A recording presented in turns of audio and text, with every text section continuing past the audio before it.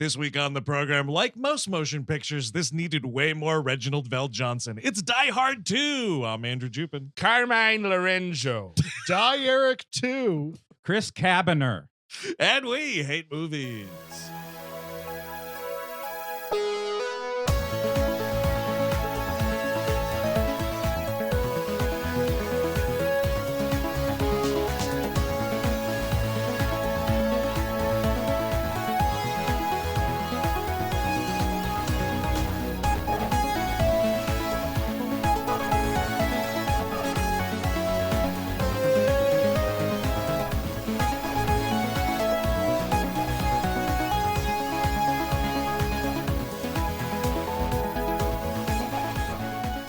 Hello, everyone. Welcome to the program. Thank you for tuning in this week. That's right. We're talking Die Hard 2, which some may call Die Hard 2 Die Harder, but it's just Really? Die Hard 2, and Die Harder was the tagline. That was that was it? interesting because it's like it was a fake thing. Like it's not. Yeah.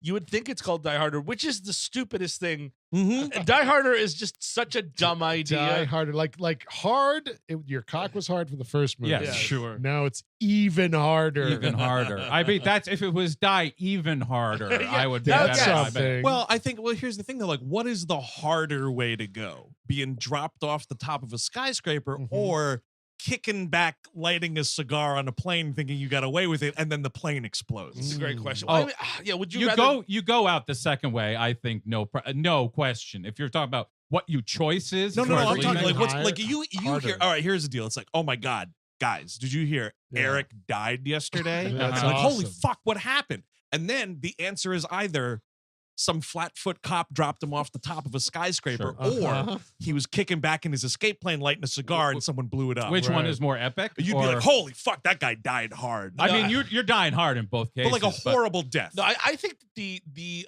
Franco Nero in this movie has a horrific, fiery. Like it seems like it's quick, but I guarantee you it's not as quick as it looks. You No. know what I mean? Yeah, That's that's all true. plain stuff that you Yes. act like it's quick. Uh-huh. It ain't quick. Well, I'll say this, man. I would argue the hardest death in this movie is not the Oh, bad guy plane at the end. It's that Mhm. poor British What? Airlines plane that crashes Oh. with fucking Star Trek's Columini and, at the helm. and all the world's Grammys too. There was like, oh, is the tea ready? I hope everything. Oh no, I'm dead. just like English rail, love. We may be late, but we get yous there. Yeah. I'm beating the queen to the grave. Get you all over the tarmac. Now, did anyone die harder in that car battery commercial that came out recently?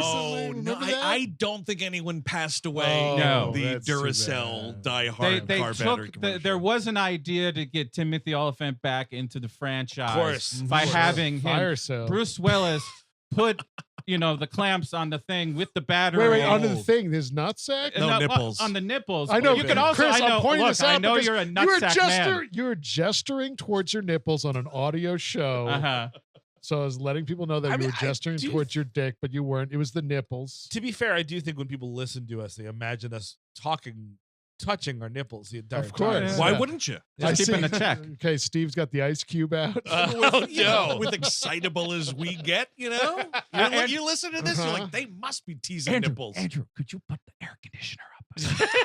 Yeah, this ice cube's melting over my washboard abs right now. I'm seeing some saggy nips over here on Eric Saggy Siska, and Well, I that's don't just fucking Chris, like Chris, get him, hit him with that ice. Oh Well, yeah. Here's the question, and I Oh my god. I'm desperate to not talk about nipples. Are you sure? For now. Die nipples. Is this the best Renny Harlin movie? Even though I don't like it very Probably. much. Yeah. I mean, Even though I don't Long like Kiss Goodnight is also Renny Yes, Harlin. I It need is. to watch That's that. the best That's the one one. everybody likes. That's the one. It's Yeah. better than this movie because it's not tied to any franchise, and it's just, I would argue, as much ridiculous action. I don't think anyone's taken down a plane in that movie. No, I don't remember, so, there but- might be somebody is talking about doing it, but not on screen. I think, is there not also some snowmobile shenanigans There in that is movie? there is quite so a lot. there you go. There's Well, Also, director Cliffhanger. trope. very similar use of gasoline to like the fire thing at the end of this. Oh. Something very similar Oh, happens yep. during You an know, escape. I think You're right. Cliffhanger might be his best movie. Oh, of course, for Cliffhanger. me. That's a solid action year. By the too. way, you want to hear how fucking terrible IMDb is these days? It's a fucking Did you nightmare, know dude. he was also the director of Cliffhanger : special effects 7 minutes video and Cliffhanger : deleted scenes? wow, what a video. franchise. Yeah. People are just editing this to this is what Letterboxd. You just have to use Letterboxd. You do, because also everything's been cascaded. Like, it took me, I forget what director I was looking up the other day. It was like, here's his acting credit. It was Eli Roth, actually. I was looking up Eli Roth. Like, what is Thanksgiving the best Eli Roth movie? And it was. But I had to do some mechanics to get through his acting, producerial, and whatever thanks and stuff. Like, directing was after all that. I'm like, the dude is known as a director. That's the first thing that's there. Exactly. I can tell you exactly what this is. This is, at some point, the belief is that everyone on Earth will have an IMDb page. Everybody. Sure. Like, Well, we everybody's- have them now, apparently. Yes. So Like, that's the true. idea. I think it's like you get enough thanks in there. Yeah. And even like it's your great grandmother This is- somehow. Chris, you were hitting a great point. There's not enough motion pictures putting us down for the special thanks. Yes, I think there should I be think more. a lot of people owe us a lot. I do think that's true. We'll see when Rebel Moon comes out. A friend of the show, Zack Snyder, Yeah. puts the thanks to We Hate That's Movies right. boys. We'll have to see about that when we go see his Star Wars. Anytime Yes. someone tells you it's their Star Wars, ain't a great sign. Mhm. It ain't. It's not a bright idea. Oh, excellent. You got what I'm putting down. Ha! Ooh, anyway, You back won. to nipples and car batteries. So this No, is sure. 2 years. This is 2 years after the events of the first film, where the first film came out. I believe it's just these two stories are a year apart. Yeah, probably. in the movie, because there's a lot of like, I remembers you from last Christmas on the TV. Yes. There's something about someone tells him he bombed a Nightline interview, and I'm like, oh. give me that. Give me that Yes. flashback of him freezing up on national television. Ooh. Excuse me, you can't smoke here. What? Seriously, What the fuck? if I can watch fucking John Lennon talk to Forrest Gump, you can't give me John Diehard McClane bombing on television. That's true. No religion too. That's right, pal. Now, is it true that you refer to these proud Germans as Krauts? Is that true, sir? I called them yippee-ki-yay motherfuckers. So yeah, of course, we introduce ourselves back to Mr. John McClane. He's at an airport. It is the holiday season. He's getting a parking ticket. Mhm. Quick thing about this movie, because Wikipedia says it's Christmas Eve. Oh. No. But everybody in the movie keeps saying it's Christmas week. Yes. So that's Oh, a nice. weird kind of vagary that, I mean, like, it makes sense because, like, It's winter break. The kids are off. I mean, I guess, like, because it's busy at the airport, but it's not so busy at the airport. Like, we don't want to have, like, it's like, it would make sense why Hollywood not, you wouldn't fly in on Christmas Eve to see your fucking kids. You'd probably fly in, like, the 23rd Oh, no, or maybe something. Christmas week. Christmas week. Well, that's what we're talking about here is what every single Lifetime and Hallmark Oh, yeah. garbage Christmas Yeah. movie does, where Mm. some fucking psychopath Mm. comes to wherever it is they happen to be celebrating Christmas that year, like 5 to 6 days in advance. They expect you Right. to show up to your family's Christmas on the 19th, and fuck that. Well, Yep. no, you have to because you got to wrap the giant bow on the top of the car you're giving them for Yes, Christmas. this is very important. Well, you got to do that. You got to hang out with all the high school friends. Oh, sure. You got to save the Absolutely. fucking mitten factory. There's from going probably up there. some gingerbread houses that need to be built. Yes. Thanksgiving Eve, you got. Oh wait, no, that's good. That's a different holiday. But also, like, Thanksgiving. you got to find time to fall in love all over again. That's the big all one. of these. well, I was so going to it- say Thanksgiving Eve, you see all the losers you used to True. hang Yeah. out with, and then I guess you do that on Christmas too. People that go home for Christmas, I don't. In both cases, I think you have to make time, a lot of time, to realize you should move back home. To keep it in your mind that is ultimately what you want to do, is give up your job, everything you Uh-huh. like about yourself Yep. currently, and just go back to hell. Can I Anything you've re- built yeah. yourself that you might Yeah. be proud of. Yeah. Right, scrub yourself of your identity that you built for yourself, That's and true. just Good go idea. back to factory setting. Take over the family gingerbread factory. Mm. You know, that's it. That's Well, your life, you know, stupid. I would go back to factory defaults if I could be a little guy again, right? Like you turn young, you be small. Oh, I Is don't it want just- that. But you know what you know now, so you can master everything. Well, actually, So it's just the size, or you go completely youthful? Except for my noggin. Oh, I well, was that's looking- asking a lot. Eric. I was looking this up. You can go back to factory settings. You put your left middle finger up your ass, Okay. and okay. your right index finger in your right Right. ear. And then, and Oh. then jostle a paperclip up your nose. You have to do that, but then the reset is putting a gun to your head and pulling the trigger. Oh, of course. Oh, that's a great life hack. That's just it's resetting. So this is science fiction because it starts off and it's McClane. He's getting towed by the great Robert Costanzo. Absolutely. Vinny. And yeah, I'm from Washington D.C. or whatever. No, you're not. it's the fucking cradle of democracies or some shit. Yeah, I was born outside of Baltimore. What of it? Like, no, you weren't. But he's just. That's a test. It's like, all right, Robert Costanzo's character in this movie, say the word water for me. Exactly. That'll fucking determine it. Water. Okay, we don't got a little Italy, but we do have a little meatball world. It's about three places where all the Italian food is in the entire. Yeah. Now I see why Dennis Franz lives here too. Meatball world. Yeah, that's my brother, Robert Costanzo. He's from.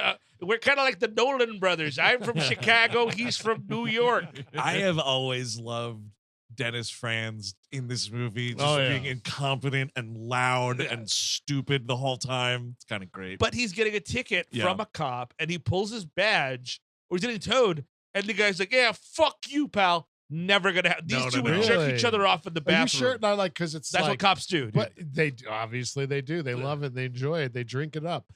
But this is apparently the first movie and the only movie I saw this on the trivia that he's LAPD. right, okay. yes. He's for this movie that's not in LA.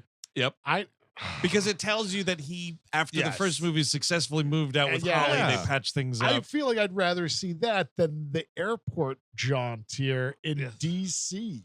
Well, because it's like you don't. I mean, I guess we had to wait till the fourth one to see any of DC. This is all. Dulles, by the way, outside the city. So Yeah, it's like right.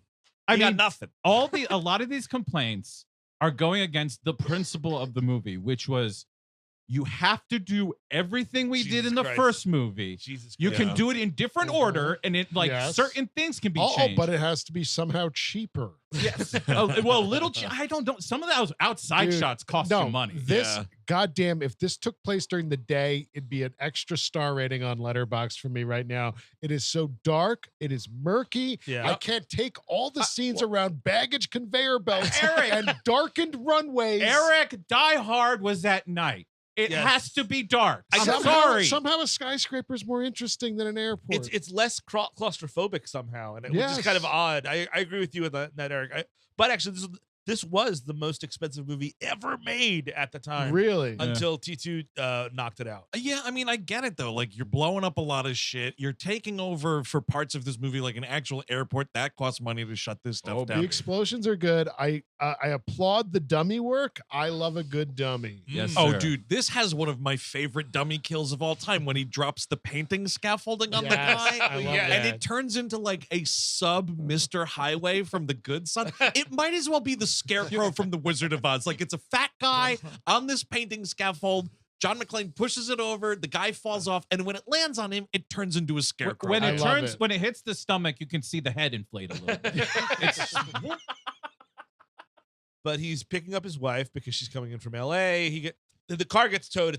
It's the mother-in-law's car. So okay, absolutely. the movie didn't really flesh this out, but I guess I could pick up the pieces. Right, the mother-in-law lives in D.C. Yeah, the parents live in D.C. Okay, We're doing The Christmas at grandchildren, yes. yeah, the grandchildren are with the grandparents. Okay, And all he's trying to do is pick his wife up from the airport, which, to be fair, if you've ever driven to an airport to it's pick nightmare. someone up, it is a die-hard situation all its own. that's This very movie true. is very believable. I But what, like is he, that. what is he doing leaving the fucking car long enough that someone tows it? Because he's an asshole fucking cop, and he's like, no one's gonna do anything to my car. Excuse me, asshole hero cop. Oh, That's sure. right. That's the difference here. Everybody fucking knows who Nakatomi this guy Tower, is. ever heard of it? Exactly. Everybody knows who this fucking is. It's kind of great because that also happens in the third. Like, they're still talking about this all those years later. Where it's like, that thing in the building in L.A.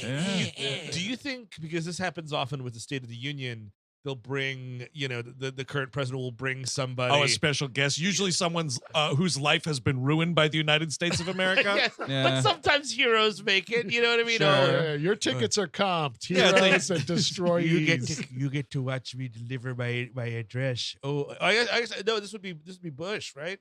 80. So you figure Christmas 88. That's going down. Yeah. Wait. Bush Senior. Yeah. When did that all change? The term started 89. I think. So yes, right. So my inaugural. I want to bring in my Nakatomi hero. A little applause for Mr. John McClane. That's right. He killed all those nefarious Germans, just like our great United States military did decades prior. Pour one out for my good buddy Mr. Takagi.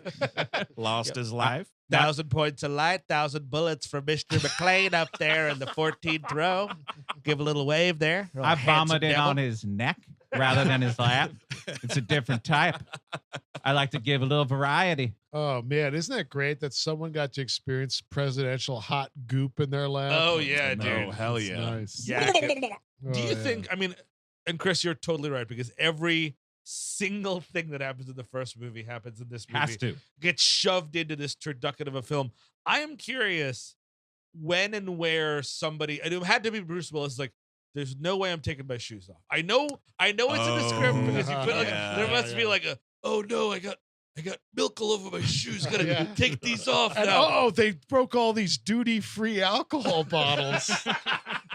Like I guarantee you at least in some draft, right, he took his shoes off. Absolutely. But do you know what I would put money on the agreement was? They came together. It's like, all right, Bruce, like, you don't have shoes, but you're constantly asking other people for their jacket because it's cold outside. Yeah, that's kind of because that happens a lot. He's straight up. There's the one dude, Barnes, the air traffic controller guy.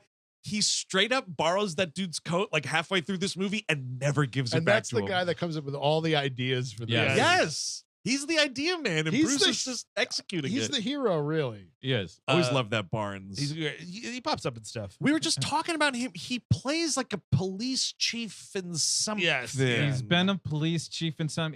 He's always. I think it's always a police or like someone working for a state agency. Is he the boss in Last Action Hero? No. He's got a great little raspy voice, which I love. I've always loved that dude's voice because it's like a tiny guy. Yes. It's kind of like a Joey Pants situation. Yes. Honestly, tiny guy, raspy voice. Kind of adorable. One of the cops from Ruthless People. Sounds right. But you're right. He is a chief in something, and it's driving me insane. He is a lieutenant in Metro. Let me look up some more credits here. Oh, he's been working. I got my thumb is scrolling. My thumb is scrolling. Any previous episodes? Because I feel like this guy just came up in something. It shows up a lot. What's his name, Eric? I'm just now. It's Art Evans. He was in Bushwhacked, uncredited as Marty. Yeah. There you go. That's there we go. Yes, he is the boss. Oh, thank you. He's Daniel Stern's boss, right, at the Courier place in Bushwhacked. Whew. Oh, that was gonna bother me for weeks. But so like McClane is just walking through the airport. It's Christmas week, everybody. Oh so it's sort of like Christmassy, I guess. Oh, he's a detective in the original Fright Night. Speaking of Christmassy, you can security guard in Tough Turf. Oh boy! Oh shit! Eric's getting excited. Speaking of Christmassy, Eric, you can listen to our Christmas We Love Movies episode on an even better action Christmas movie, which is Lethal Weapon. That's right. Out now on Patreon.com, and also out now on Patreon.com. Our syncable commentary to the original Die Hard. If you're like, true. Why didn't they ever do the original Die Hard? We already did. You could also hear this ad free there as well. Yes.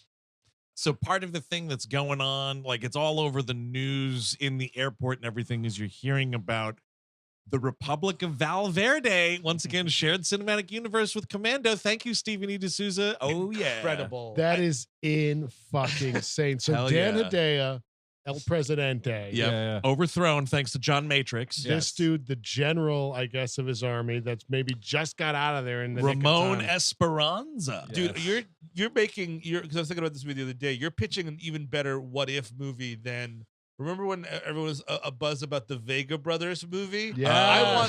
I want Van Valverde, the movie, which is Dan Hedaya calling the shots for Franco Nero. Yes. Right. And the only thing that'll stop us this time are the two Johns, John Matrix and John McClane. Dude, yeah. How did they biff that fucking team up? It's right there. Are you telling me that two men named after the toilet are coming here? That's the trailer line right The there. toilet boys are coming. Oh shit, dude. That's what you call it too. Mhm. Here's always been my problem with this movie. The plot, I mean, the plot of Die Hard is a fucking diamond. It's just like Yeah. he is stuck in the goddamn in the thing, terrorists take in the tower, terrorists take it over. Oh no, he doesn't have any Right. shoes on. And it just goes from there. It's really It's easy. just like what's that? When Mr. Mario brother is going up to defeat Donkey Kong, Sure. who's throwing the barrels. Yeah. He's at the top in of the the game tower? Donkey Kong Yeah. you're talking about. I Yeah. know, Uh-huh. it took me thinking to not say King Kong. So Ah, this is where yes. I'm working back. Right. So Mario's going up through the tower Yes. to defeat Donkey Kong at the top, throwing those barrels. Uh-huh. Hans Gruber, anyone? And he's got Oh, his wife sure. next to him, princess. Exactly. Oh, I yes. see, All you yeah. had to do for a really good Die Hard video game. I didn't play the Die Hard video game. I think there was one. Yes, there's a couple of them. But if you just yeah. had Yes, there him was. throwing hammers and shit at a fucking an ape named Hans Gruber, Oh. you'd have some. Oh God, you're one of them. You're gonna throw a barrel at me, aren't you? Oh Aren't you? Those Germans with their beer barrels. Oh, now I have a hammer. You All calling right, me I'd an watch it. Italian? Sorry, Steve, you were saying I don't remember. No, but the plot, I do, because I always remember. Thank God. It's just so and it's so perfect that you even say, oh, fucking Speed is just Die Hard on a bus because Mm. it's so simple. This movie is so goddamn complicated with the politics. This movie isn't even Die Hard at an airport. It's Die Hard at an airport at a church that also kind of sort of goes back to the airport. Then Right. it just Well, like, it's all really the same property line, I Steve. guess so. But we're also kind of doing like a riff on like Noriega and Exactly. Oliver North and Sure. all like the. So the politics are very interesting of this movie. This like the CIA is like evil Yeah. dog shit. Well, which it's is a military. true. I mean, the military is more so, but yes, like Right. I do like who's the bad guys. I'll tell you that much. Sure, These are correct bad exactly, guys. yes. Oh yeah. Well, I think part of that is like this was much like Die Hard was like this is just based on some book Yeah. that they found and turned it into a Die Hard story. And This was a book. 58 minutes, I think. Oh, I it was think you called. say 58 pages. No, I like that. I believe. Somebody's dad read the shit out of this book. Oh, Oh, maybe. absolutely. And then they were watching this movie and they were like, wait a second, this plot sounds awfully familiar. Let me rife through my brown paperback books and find. Yes, 58 minutes. Here it Let is. me get to the stacks. I don't mind that it's not the exact same location thing. No, I just mean the plot is it's very sweaty. It's very complicated. The ins and the outs. And when John Amos turns, you're like, I guess so. Like it's just like there's so much going on that it just drowns out the action for me. I Personally. agree. And also, like I was saying before, every single shot is dark. And Yeah. it's just, I don't know. I wanted a little more out of this. And this is how I felt as a child as well. Well, that's also true of Renny Harlin movies in general. Yes. He's very dark, like fucking, not just long because Adventures of Ford Fairlane. That fucking movie is. There's a fucking something over the sun. The whole Yeah, movie. well, that's the best for the adventures of Hey, Ford you know, Fairlane. Keep yes. that shit in the shadows as much as you possibly You're can. lighting and Andrew Dice gleamy. Clay. You wanna, Yeah, exactly. But also, like, Deep Blue Sea, you're underwater the whole time, more or less. That's all dark down there and Yeah. Well, whatnot. except for Holly's plane when it's always golden hour for the entire Oh, movie. this- Here's the thing. Whenever we cut to Holly McClane It sucks. I'm in this sorry. era, It's pretty bad. it doesn't need to be. This is the part of the movie that I'm like, you didn't need to mirror the sequel so much. Like, she does not need to be involved. Atherton's Wait. character does not need to be in the movie. They are both in the first movie. It has to happen in the second movie. That's It's not a That's negotiable true. thing. Like the foot thing. The fact that they allowed that not to happen means that everything else has to be in. If that's the one give, all the weird office stuff has to look all the same as the weird office stuff in the first one. It all has to look the same. Well, hang on a second. One is like grody ass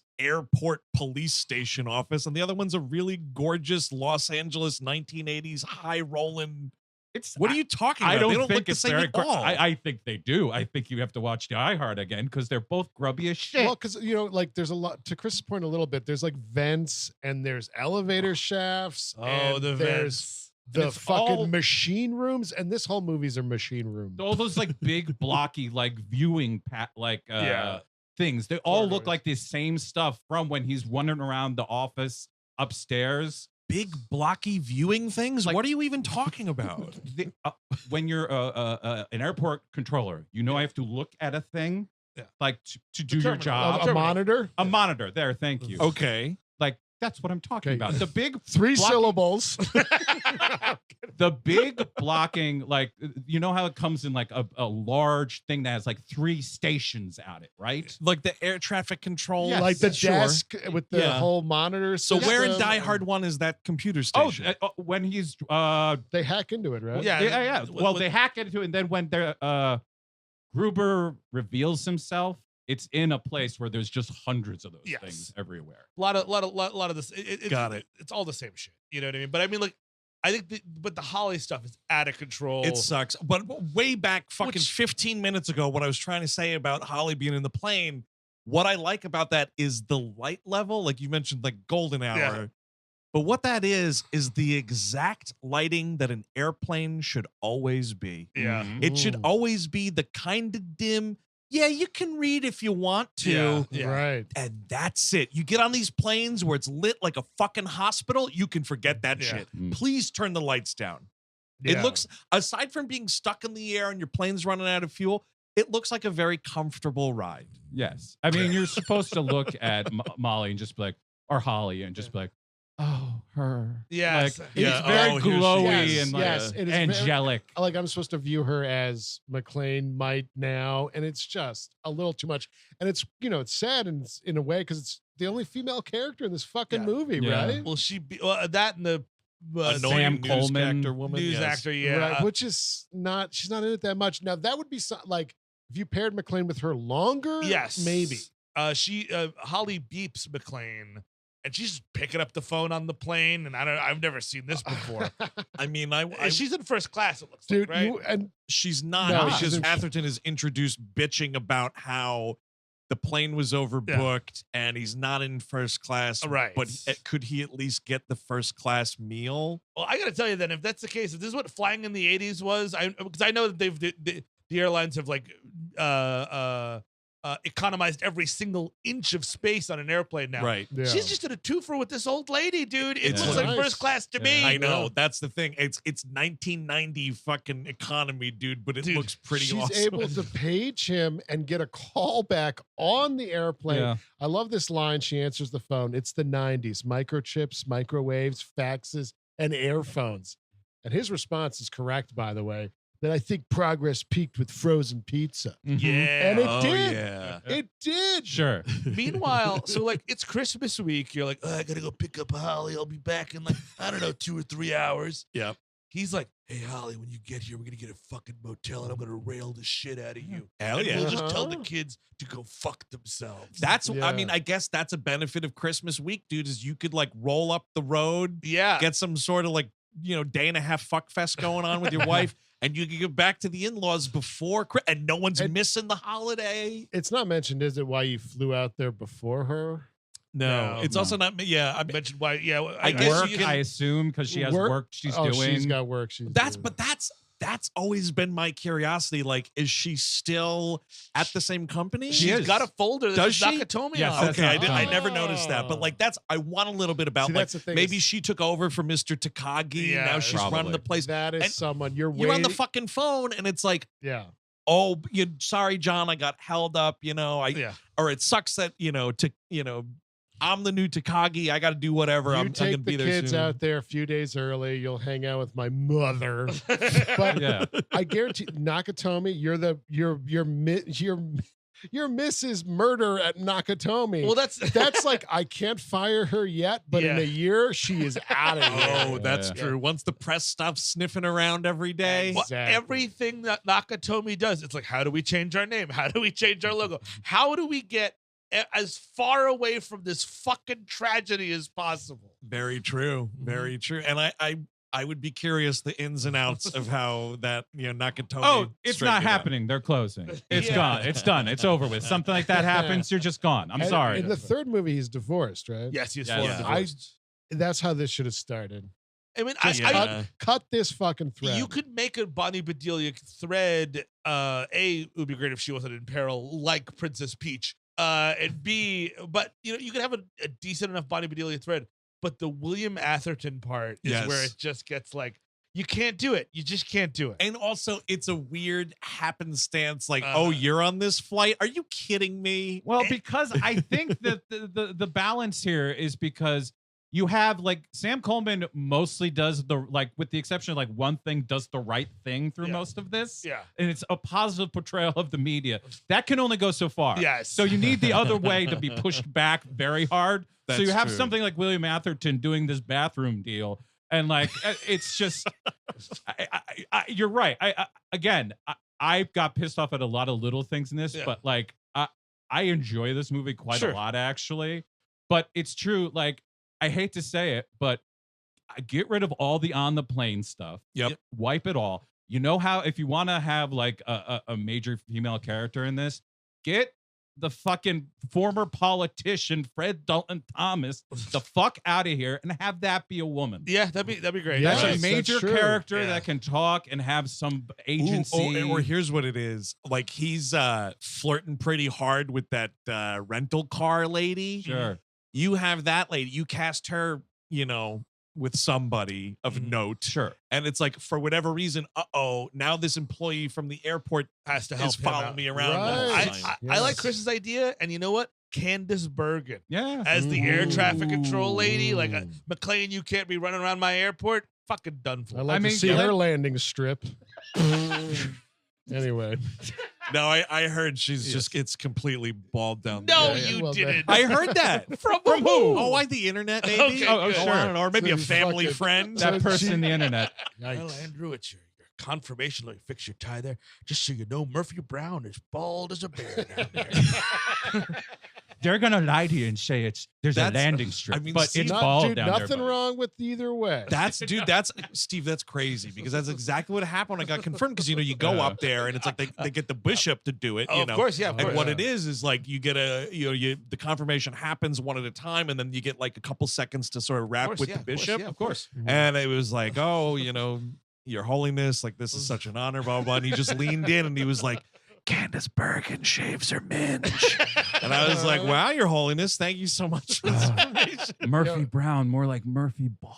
No, why don't you bish hop on and get done with this confirmation? And look, I do like this idea of the airport employee that's flirting with him. Yes. Oh, yes. But she is fulfilling a role from the first movie again of the stewardess who was fucking flight attendant who was like gave him fuck eyes the minute he. Oh yeah, she's like, Yep. I will blow you the second you get off this plane. Yep. Kid, I'm married. Oh, so I've always appreciated the move that he does in this with her because she's like, I get off in a couple hours if you want to like get a drink.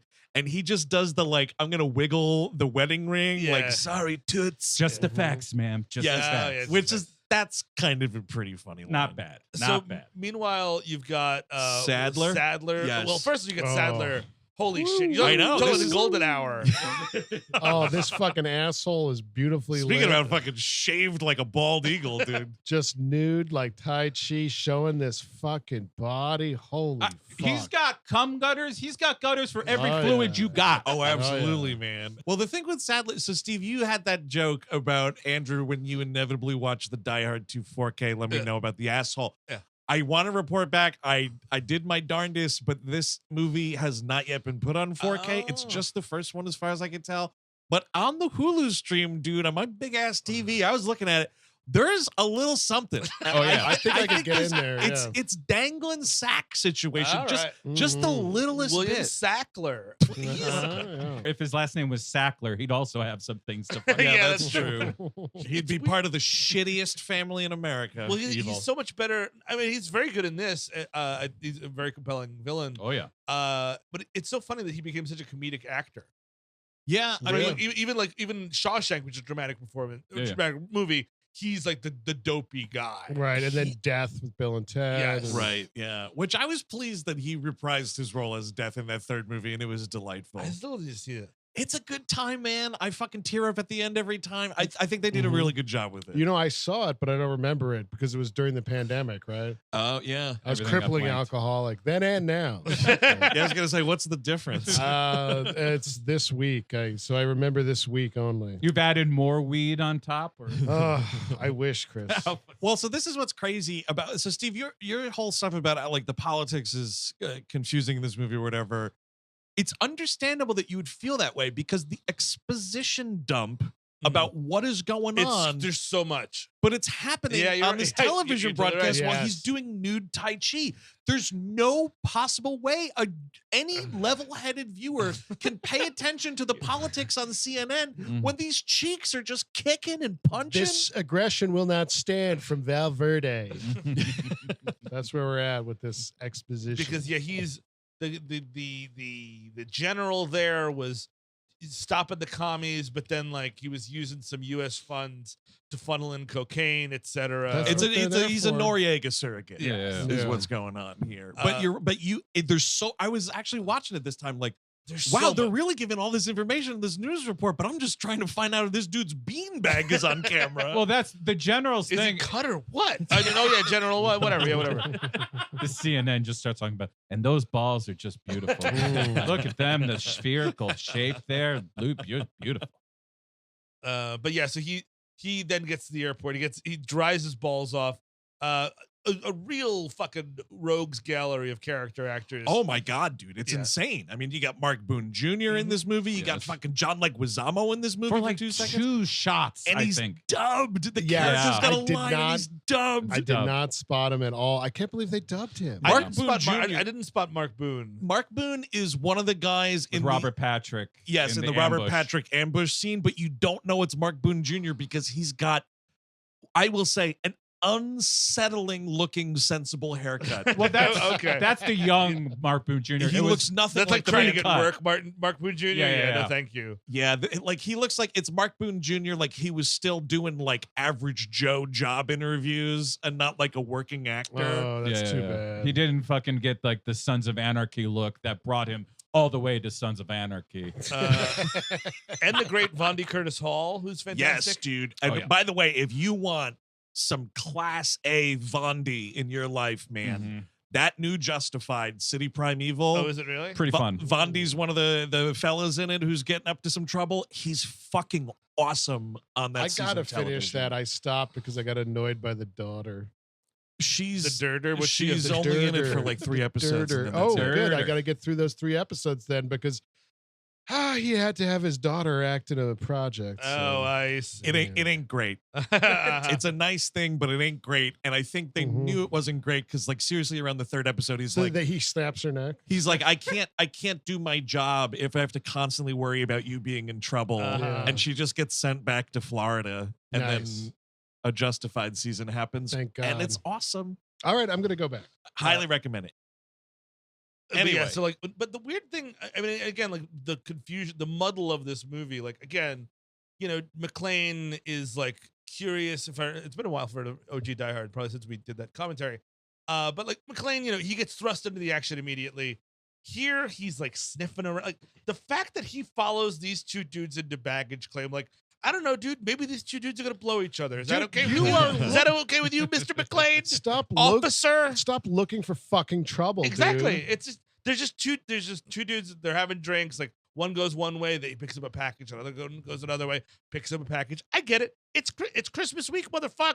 They also very noticeably see 2 cops approaching and do the put that shit down, and stop talking to each other. Well, I do that now, and I don't have Exactly. anything. But it is that dumb thing of like, he's also now like this ace detective, Yeah. where before it's like a jam it in and get it done detective. Yes. This, like, you see him doing cop work, and I don't buy McClane as that kind of Sherlock. cop. He's not Sherlock. And that's what he's doing Yeah. in this like airport bar scene. Just Is like chewing cigarettes, drinking scotch or whatever. That's what I want to watch him doing. I Oh, want to yeah. watch him getting drunk and smoking a pack And right there. This is, remember, he's not even going anywhere. You could just Yes. walk into an airport back then and do that. absolutely With a dude. fucking gun. Absolutely, with the intention of driving your wife somewhere after. Oh no, sir. He knows that he no longer has to deal with that. Oh, you're right. See, he doesn't have a car no more. He's getting a taxi to the Oh, fuck motel. fuck, Oh, I dude. thought you were saying that he was going to make the wife drive the car. The No. initial plan before the towing Yes. was even, I'm going to get there, then I'm going to get wasted, and then when Holly, after her LA to DC flight, has to drive to the parents' And you know what, house. dude? It's stolen valor for an airport Mhm. picker-upper to be drinking. You, Yeah. as the airport passenger, Yep. need to get loaded Yes. immediately. Yep. The second you get in there on the Mhm. plane, I remember one time Andrew, Eric, and I were waiting. Our plane got delayed in Milwaukee, and we were at an Yes. Applebee's, and we had like maybe 6 margaritas. Oh, And then it was like, yes. oh shit, we have to do a lot of stuff because the flight is being rerouted, Canceled. canceled, and then rerouted. Canceled. Not reroute. We Yeah. had to they were like, we can get you on a flight to maybe Philadelphia. So, folks in Milwaukee, that show cost us dearly. We had to fly to Pennsylvania and then get the Amtrak home, If and I'm- then the but- Metro But North. we were I mean, absolutely blasted when we made those plans. Oh, yeah. Couple of details. Definitely was an airport Applebee's Yes. situation. Mhm. Oh yeah. We watched the entirety of the World Cup final game that was Mhm. happening that That's year. right. And then it was like, oh, now you have to make all these other accommodations, such as like buying train tickets and shit, because you're flying to a completely different city. We were trying to get to O'Hare or whatever. There's no flights. It's Awful. that fucking Midwest bullshit, right? And then this kind of ties into Christmas. No flights out. Oh no, it's all booked for the next. It's all booked for the next few months. It's always booked out because everyone's trying to get the fuck away from there. Yeah, exactly. But we loved it. I actually really like Milwaukee. I love Milwaukee. That was a I love good show. that Just city. fucking sucked ass getting home. But so he's just absolutely getting loaded. He's like, oh, those guys look like I don't know something about those guys. What's great too is those guys, one of which is Vondi Curtis Hall, and then this other dude who looked like a scumbag I went to high schools with his father. Sure. Oh, So I've nice. always kind of in my head, I'm like, oh, that looks like so-and-so's father, which is kind of funny. But when they leave the table, there is a wealth of empty beer bottles Yes. and glasses and Hell yeah. scotch tumblers. And I'm like, Fuck yeah. you guys are about to commit a terrorist attack. Like, you really need to stay sharp. You gotta loosen up to Yeah, do some take the edge terrorism. off, dude. Yeah, And exactly. And I mean, it's not with the exception of what happened with John McClane. They didn't think they'd have to do much. That's Like, true. they, Exactly. they thought they'd be in and out. Can we all agree that Sure. the saddest death in this movie is this old-timer church caretaker? It's amazing. I love that Oh, guy. Oh my soup god! boy. I think part of me is dying with this church closing. Yeah, you're right. And getting Oh, shot up it's by amazing. these guys. But it's amazing because the establishing shot is like these two guys are in like I don't even know, a fuel, electric company truck or whatever they're posing as. Yeah. And there is it's probably the most best shot of Renny Harlin's entire career. This bucolic shot. Again, it's golden hour. The church. Jen comes in. She didn't watch the movie with me. She just kind of walked through she's like, what are you watching? This shot is beautiful. I'm like, it's Die Hard 2. That church has nothing to do with But anything. Renny Harlin's Die Hard 2. And that Madam. moment would have sung more if there was something going on with the score a little heavier. Like, the Yeah. third movie would have been hitting it. Oh yeah. I'll say, just because I was writing down some stuff for the end of the movie here, this was shot by Oliver Wood. Mhm. We're talking Oh, about the cinematography, who just died this year. But that guy, R.I.P. dude. look at this shit. Face Off, Yeah. Nice. Ford Fairlane, Oh, baby. Bogus Journey, Uh-huh. soon to be episode at some point, maybe in 2024, Celtic Pride. Love it. The first 3 Bourne movies, and then way back, one of his first gigs, he fucking shot the Honeymoon Killers. Oh, beautiful. Yeah. I love this man. Nice little So there's a career. reason this kind of looks okay. It looks really good. Yeah, but yeah, this guy gets absolutely nuts. It's like a little piece of me's dying. Yeah, you got that right. Oh, it's so good. Oh my God! Wouldn't you I love love to it. do Wouldn't that to you someone? boys like some watery soup? Oh, no.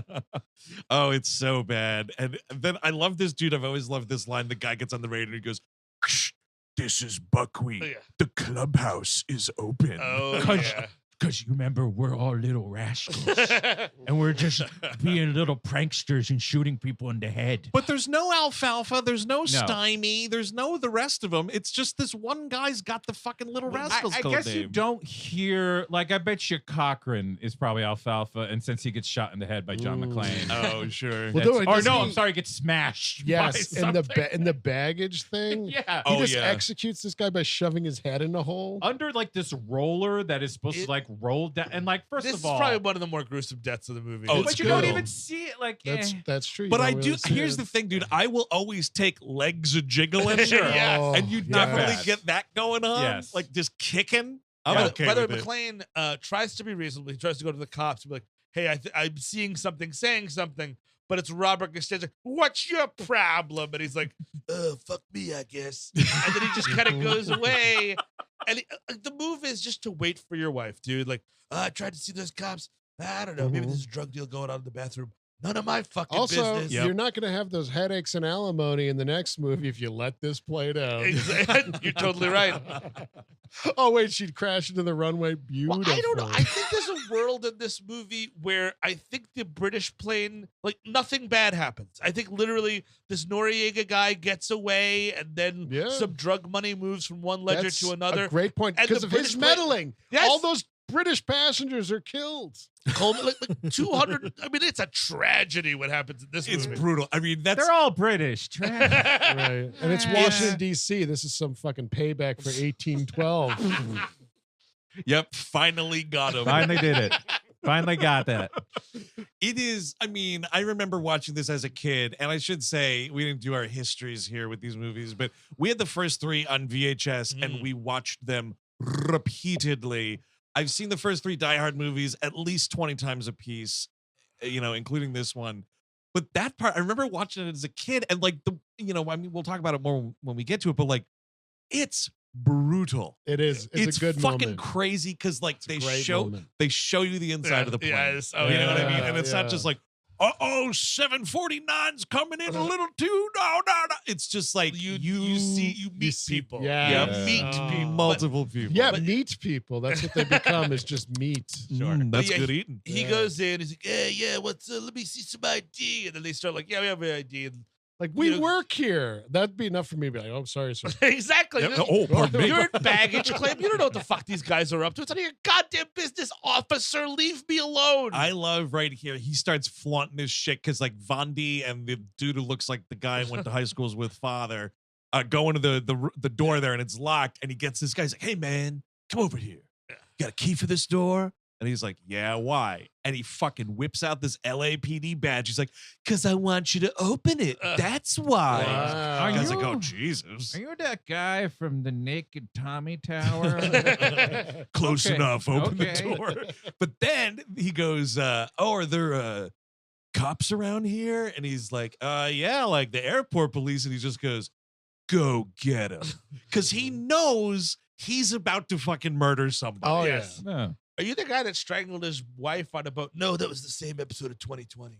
I was the A block. That was the B block. I get that so much because what happened is if you went to the bathroom right in the middle of the show and then you came back, there was that one commercial break. No one knew what was going on. They didn't know the story changed. It went from wife murderer to wife hero, and everybody thinks I'm the wife murderer. Because I tanked the interview and the other guy did really well.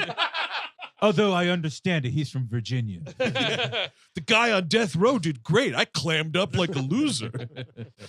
But yeah, cool action scene here. Our first one. It takes a while for our first action scene. Yeah, It does. We've had some glistening butt cheeks, but that's about it. But this is great. You know, he kind of like shows himself like, hey, what's going on here, guys? They start fucking shooting at it immediately. I like all this stuff. Yeah, this dude getting his head crushed is magnificent. It's pretty damn good. It's a choice death. Vondi gets away here, Yes. you know, without like getting a good look at McClane or Not whatever. enough bicycle shenanigans. We get that bicycle for half a second. Which is pretty great. And it's not even like he's not even riding it. He's doing like one foot is on the pedal and he's using the bicycle like a scooter. He thinks it's a skateboard, I think. Whoa! I'm gonna sketch. I want to know because we're talking about like it's Christmas week and Dennis Franz is going on and on about how all these people in the airport or whatever. How do you have like the back room, the inner workings of the baggage handling? Sure. There's not a single technician in this huge like warehouse size office. Like Bruce Willis is running around. They're shooting guns at each other. There's not a single other worker there's here. There's always guys tossing bags under the conveyor belts to go upstairs to your little baggage claim, right? I think that's where he goes with the bicycle, is that part of it. Right. Some poor bastard is just waiting on the carousel. Like, I guess, my bag has a bullet in it. Oh, cool. That is a fucking joke they left on the table. Yeah. People waiting at baggage claim in the head of this dude Cochran that would be comes pretty up on funny. the conveyor belt. I love that. It's just the head floating around and just like Swiss cheese suitcases. And I guarantee you that one of those overzealous assholes who has to touch every fucking bag, even though he knows it's not his. Oh, I think that's mine. Oh, I think it's mine. Every fucking baggage carousel has it's a black bag. Oh no! Let me lift it. Let me jiggle it. Oh, it's not mine. I'm sorry. That looked like my lock. I'm sorry about that. You ever Oh, human head? Wait, no, it's not mine. You ever catch one of them fuckers in the act though with your shit? No. Oh, I did really? once. What'd you do? It was magnificent, dude. This guy starts a jostling and a whatnot. Oh, yeah, he's jostling your belongings. Given my bag a reel once over, and I'm like, Mhm. hey, asshole, it's just the tag, the name is on it. You don't have to touch anything. But he's like looking at, and I walk over and I go, thanks a lot. And just, I literally took my suitcase out of his hands and walked away. Get your Oh my hands to your God. God. You know what your bag looks like. Yep. Keep your hands to yourself. Yeah, one lady once was like, she came up to talk to me, baggage claim, big mistake. And I was just like, very like, what the? She wanted me to help her take her bag off. Uh-huh. No, I'm And then sorry. I You was should have like, packed lighter, lady. Oh, of course. As long as you don't make me watch it for you. And she's like, what? I'm like, the joke. It's like a joke. Like, Sorry, ma'am. I'm the- making a 9/11 joke. No, well, is that a 9/11? No, but it's just watch your It's an bag. airport joke. Yes, it's an airport joke. It's an airport joke that we only cared about that situation after 9/11. So what did which she do? makes it What a did she- 9/11 joke. What did she do? She didn't like it. She didn't like but I got her back. Okay, that's Yeah. good. What'd she then? She kick you in the shins or something? No, I walked away. Good for you. You Show sound some- like you wish you were kicked in the shins. I kind of, I don't know. Just go full hog or don't. You know? No, it's better for you to be the bigger man in that situation, Eric. So I think it's right. There's almost an interesting thing where like McClane loses his badge, and I'm like, oh fuck, this guy can't do that shit anymore. But he immediately finds it. And It's such a bullshit thing because they're like, "Where's your badge?" And he feels his waistline. He's like, on its way to Cleveland." Like Yes. makes a terrible airport joke. And then like in the next scene, they're like, "Sorry about the mix-up. Here's your badge Yes, and, exactly. and gun back." Yeah. and This is where we meet fucking Officer Lorenzo, Dennis Franz. oh, he's so fucking good. I mean, He is great. he's fun. I love him. Like he's just loud and wrong the entire. I don't want to hear it, McClane. There's no such thing as a terrorist. Yeah, I shut down the airport for some punk stealing luggage. Don't lecture me, hat shat. I don't want to be hearing from some guy who passed the physical part of the cop exam while others of people in the room possibly did not. Yeah, whatever you say, Mr. Universe, can do a pull-up or two, whatever. And then McClane has like one of the most confusing jokes ever written. It's just like, what sets off the metal detector first, Lorenzo? The lead in your ass or the shit in your brains? But he has to, because it's such a bad, confusing joke. On his way out, he has to go, fat fuck. He does get one fat fuck out there because like he says some bullshit line like your brains are the train that your brain makes. It's like, you know how your the metal detector, it goes off for metal like the lead in your ass. It also detects shit. Or like maybe your it's brains. your bull. Wait.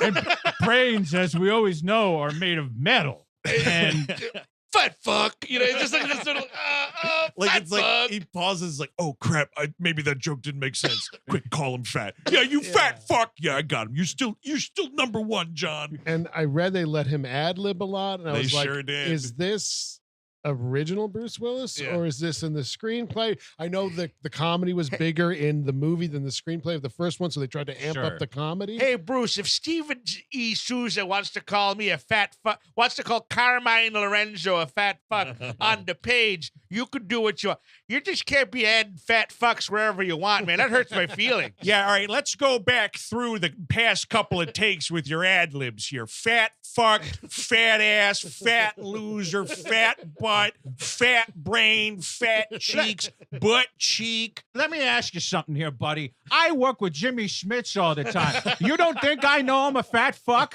Excuse me. I mean, I'm sorry. That Adonis has made fun of my weight more times than you can count, Bruce, all right? NYPD Blue is a little after this. Yeah, I a was little bit gonna say. after, but it's Because he has to talk, he has to learn how to talk like a New York guy to be on that show. Because right now, Oh, dude. you ain't buying it. He's part of the NYPD Blue, all right? I'll be honest. I didn't believe it when NYPD Blue was on. that I was like, you're trying again. The line with the leash. Be Officer Sausage Sipperwitz. You know, honestly, now that I'm thinking about it, interesting correlation between this movie and NYPD Blue, right? Because one of the things everybody always talks about with this movie is what we talked about already. Of course, Sadler's glistening butt cheeks. Of course, yeah. I think there was 2 times NYPD Yes, Blue made huge headlines.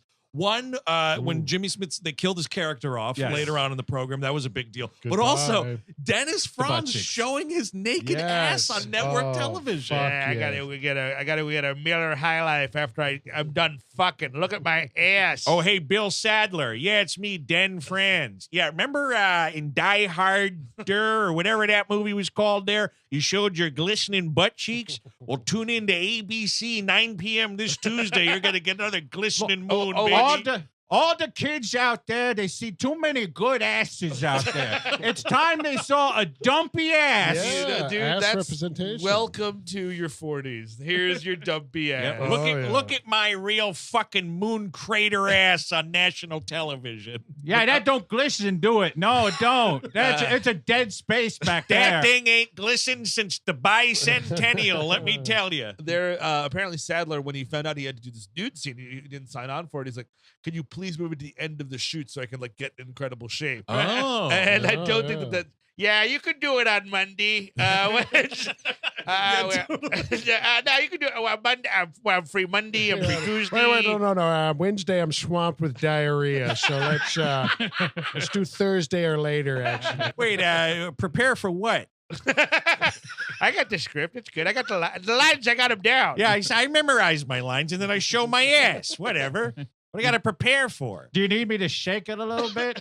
Because I'm yes. sure you might want to have the ladies in the crowd leave. He's got a really great, like, just fighting with McClane or whatever. He's like, I know all about your Nakatomi thing. And I really love the way he says L.A. He's like, L.A. Yes. Oh, fuck, it's great. He was an underrated dude. I mean, I think he's just retired.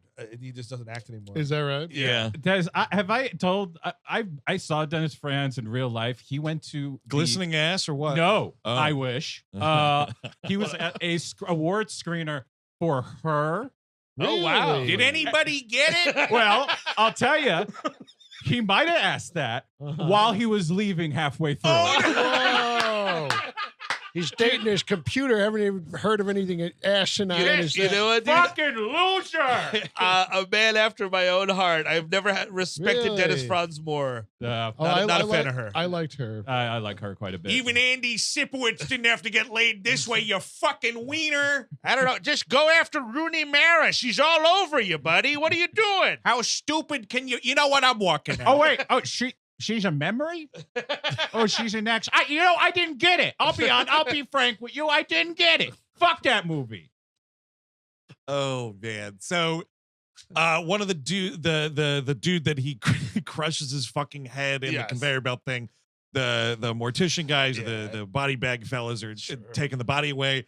And this is like he's doing some clever detectiving here. Like he runs out and he's like, oh, geez, mortician guys, they changed the policy, and I got to, I'm just going to use just a quick piece of loose leaf paper that I found to just do the fingerprinting really quickly here. Could you let us do that, please? Yep, Before new policy. Got to do it here at the airport. All right, okay. Science has found out that the longer a dead body sits, the fingerprints are affected. So we got to get them. That makes sense. So you're the one that knows about science, and not okay. You know And if you were to ask Die Hard 2, like, hey, what if you waited 30 seconds to not repeat something from the first movie? What would happen? It would be very painful. Because immediately it's been 79 seconds. Now we have to bring in Reginald VelJohnson. I'm sorry. For no I hate fucking reason. I hate and I it. love the guy. I Here's the love thing. him. The I guy. love him, You know, but I hate it here's here the because thing. it's so lazy. But you know why I can't hate it though, dude? Because this is the last we ever see of Al Powell. But Yeah. he And I needs have to take them scraps, dude. I would love for him to come back in, like you said, Yes. get intel again somehow, and there's a thread there instead of like, remember all your friends from Die Hard, the motion picture? It does become all your friends are back with Yes. this, and like, you know, whatever. I will say it's very nice since he fucking got over his gun shyness and killed Yeah. that terrorist at the end of the first movie. And that kid. Sergeant Powell is now Lieutenant Powell. There's a little bit of a promotion there. Not too yeah. bad. He is eating his Twinkies. He And absolutely is, which is great. Reginald VelJohnson is just one of those dudes. I love him. You know, I've loved him from Die Hard and Urkel, of course. Like, I just wish he was weaved in more than I just do a too. cameo. I've been wishing that since If the 1990. trivia is to be believed, that's because he was too busy doing Family Matters. Like Family Matters kept him from having a larger role in this movie, which I think would be that I agree with. Like if it was like 2 scenes or 3 scenes or something. Miss an episode of Family Matters. Yeah, Officer Winslow has to go on vacation, or he's going to a fucking taser conference somewhere that week, so he Well, can't yes. interfere with Urkel's shenanigans. Speaking of tasers, that old lady on the plane sitting next to Oh, Holly sure. is showing off this giant taser. I've got them all, hon. There's box cutters in this purse. Everything. You know, I tortured my dog a little bit with this. Dude, just that to was see- insane. I was like, throw that lady out the plane. How about And that? later she's got some line like, oh, I should have taken a bus like that porker Willard Scott. Dude, here's the thing. She's railing against weather forecasts. Sure. We shouldn't listen to the weathermen like that Porker Willard Scott. And I was like, lady, Willard Scott is just the dude wishing people 100 years birthday. Yeah. Like, if you There's people took behind that you. guy as your serious weather, like he'd be like, oh, and this woman's 100, and that woman's 100, and that man's 100. Also, I don't know, it's gonna fucking rain in Chicago. Anyway, back to you. I just want to kill this old woman. She sucks. That's all very interesting, young man, and I take your point. But tell me this. Is he not still a porker? Well, I mean, you got me there. So maybe you shut your mouth. Willard Just Scott man's was a porker. pork-tastic Just individual. The word porker. Yeah. Call me a fat ass. My Yeah, God, exactly. give me some or a dignity. fat fuck. I'd rather be a Yes. fat. Well, I'd much rather be a fat. I am a fat fuck. I'd much rather be called a fat fuck than a porker. Porker. Well, because she knows that's where it hits. She knows, like, yeah, right. at getting you as close to pig as possible. yeah. Oh, yes, I know all the tender points to slice, my dear. Oh, I have so many fat grandchildren. And I fry those babies up like bologna. I make sure that they feel terrible all the time. Oh, then she's a real grandmother then. That's true. I know that. You game. look like that because your mother gives you too much candy. Oh, you think porker is bad? You should hear some of the things I say to little Ronnie. Oh, Emily was crying yesterday. And it's all because I told her I wish she'd die and her parents started from scratch. We got- Whatever. I just told her that good people don't eat candy.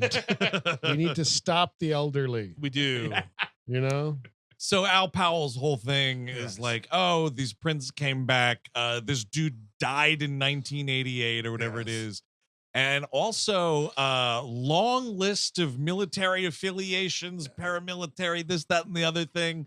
Real long list of, all this to say, these dudes are not just some punks stealing luggage like Dennis Franz thought they were. Exactly. Maybe my least favorite line, and I don't count the two new Die Hard movies, which are not real Die Hard movies. They don't have those lines Those either. are fake movies. Those are fake movies. In the entire Die Hard opus is when Reginald VelJohnson's like, huh, you got a feeling good, buddy? When you get a feeling, people need to change their insurance policy. And I'm like, ooh, that sucks. No. Yeah, not everyone needs to be funny in Yeah, the whip smart action film. Yeah.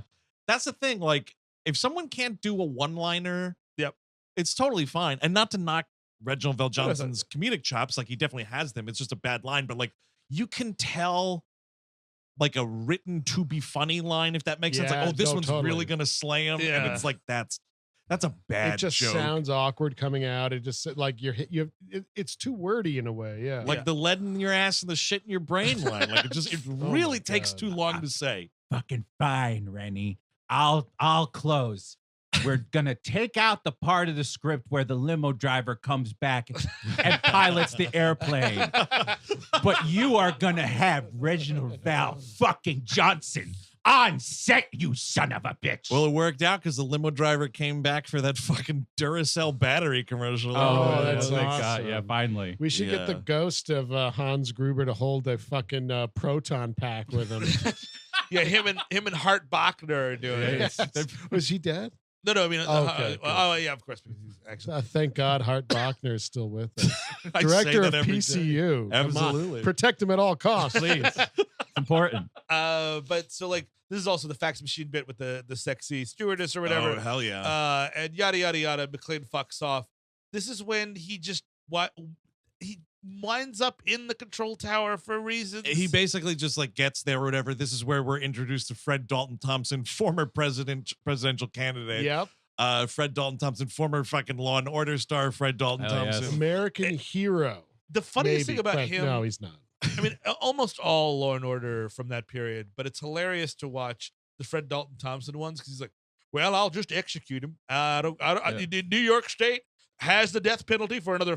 It was like a 3-year window when New York State had the death penalty again, and they executed 0 people. So he but was it's from way down south New York. Yes. yes, exactly. Yes, that's the whole thing is that he's like super southern and like he's a good friction with McCoy because McCoy is very Eastern liberal type thing. Adam wouldn't have killed all these people like you're trying to do. Yep. Well, double homicide. That's like execution for me. Oh, bank robbery. Better execute them all the same there. Never watched Law and Order. I was more a fan of Crime and Chaos. Nice. I don't like to root for the police on these shows. Sure. And those shows are like, Oh, I mean, especially after 9/11. Ooh, doggy. So, Fred Dalton Thompson, which is what we're talking about, Yes. is this big cock of the walk inside the yeah, thing. Absolutely. Mr. Dulles Tower here. Yes. And then we meet Art Evans as Barnes, also, who's basically like the second in command. Although it is that thing of like, he's definitely way more knowledgeable about stuff than Fred Thompson's character is. Mr. Technology. Yeah. And Right. I think Franz like, get out of here, McClane. There ain't no terrorist. Oh yeah, here it comes. The CIA is gonna take care. And then immediately here comes William Sadler. Like, gentlemen, it's kind of a cool visual. The light strip for a landing strip goes dark. Which is pretty cool. Yeah. This is like the hostile takeover Yes. begins. We should quickly mention William Sadler's line to the news reporter when she says, yes. "Could we have a few words?" Oh yeah, here's 2. Fuck and you. It's so good. God damn, it's and great. him being recognized at the airport. I mean, that's how eventually McClane finds Sam out who he is. Coleman gets the fuck you. She tells him about it, and he's like, "Oh yeah, he's a piece of shit." Okay, Yes. maybe he's the guy who did it. Oh, it is him? How he weird. followed me on my disastrous Nightline appearance. Oh, that's right. That guy. But yeah, this is all the lights are shutting down. Every goddamn system is dead. Like, I love this dude's raspy voice. It's so great. And it's like, oh my God. Then they get a phone call from, we are the people that are doing this. By the way, there's a plane coming in, and what you need to make sure that it is well fueled and no one touches it. And then we'll put everything back as we saw it. And then but until then, no planes can land. So which is dangerous for these planes. I get it. But it's a very straightforward thing. Like, this one plane is going to land. You're going to let it do it. Meanwhile, we want a brand new gassed up 747 ready to rock and roll, and you're not going to touch us. You know what?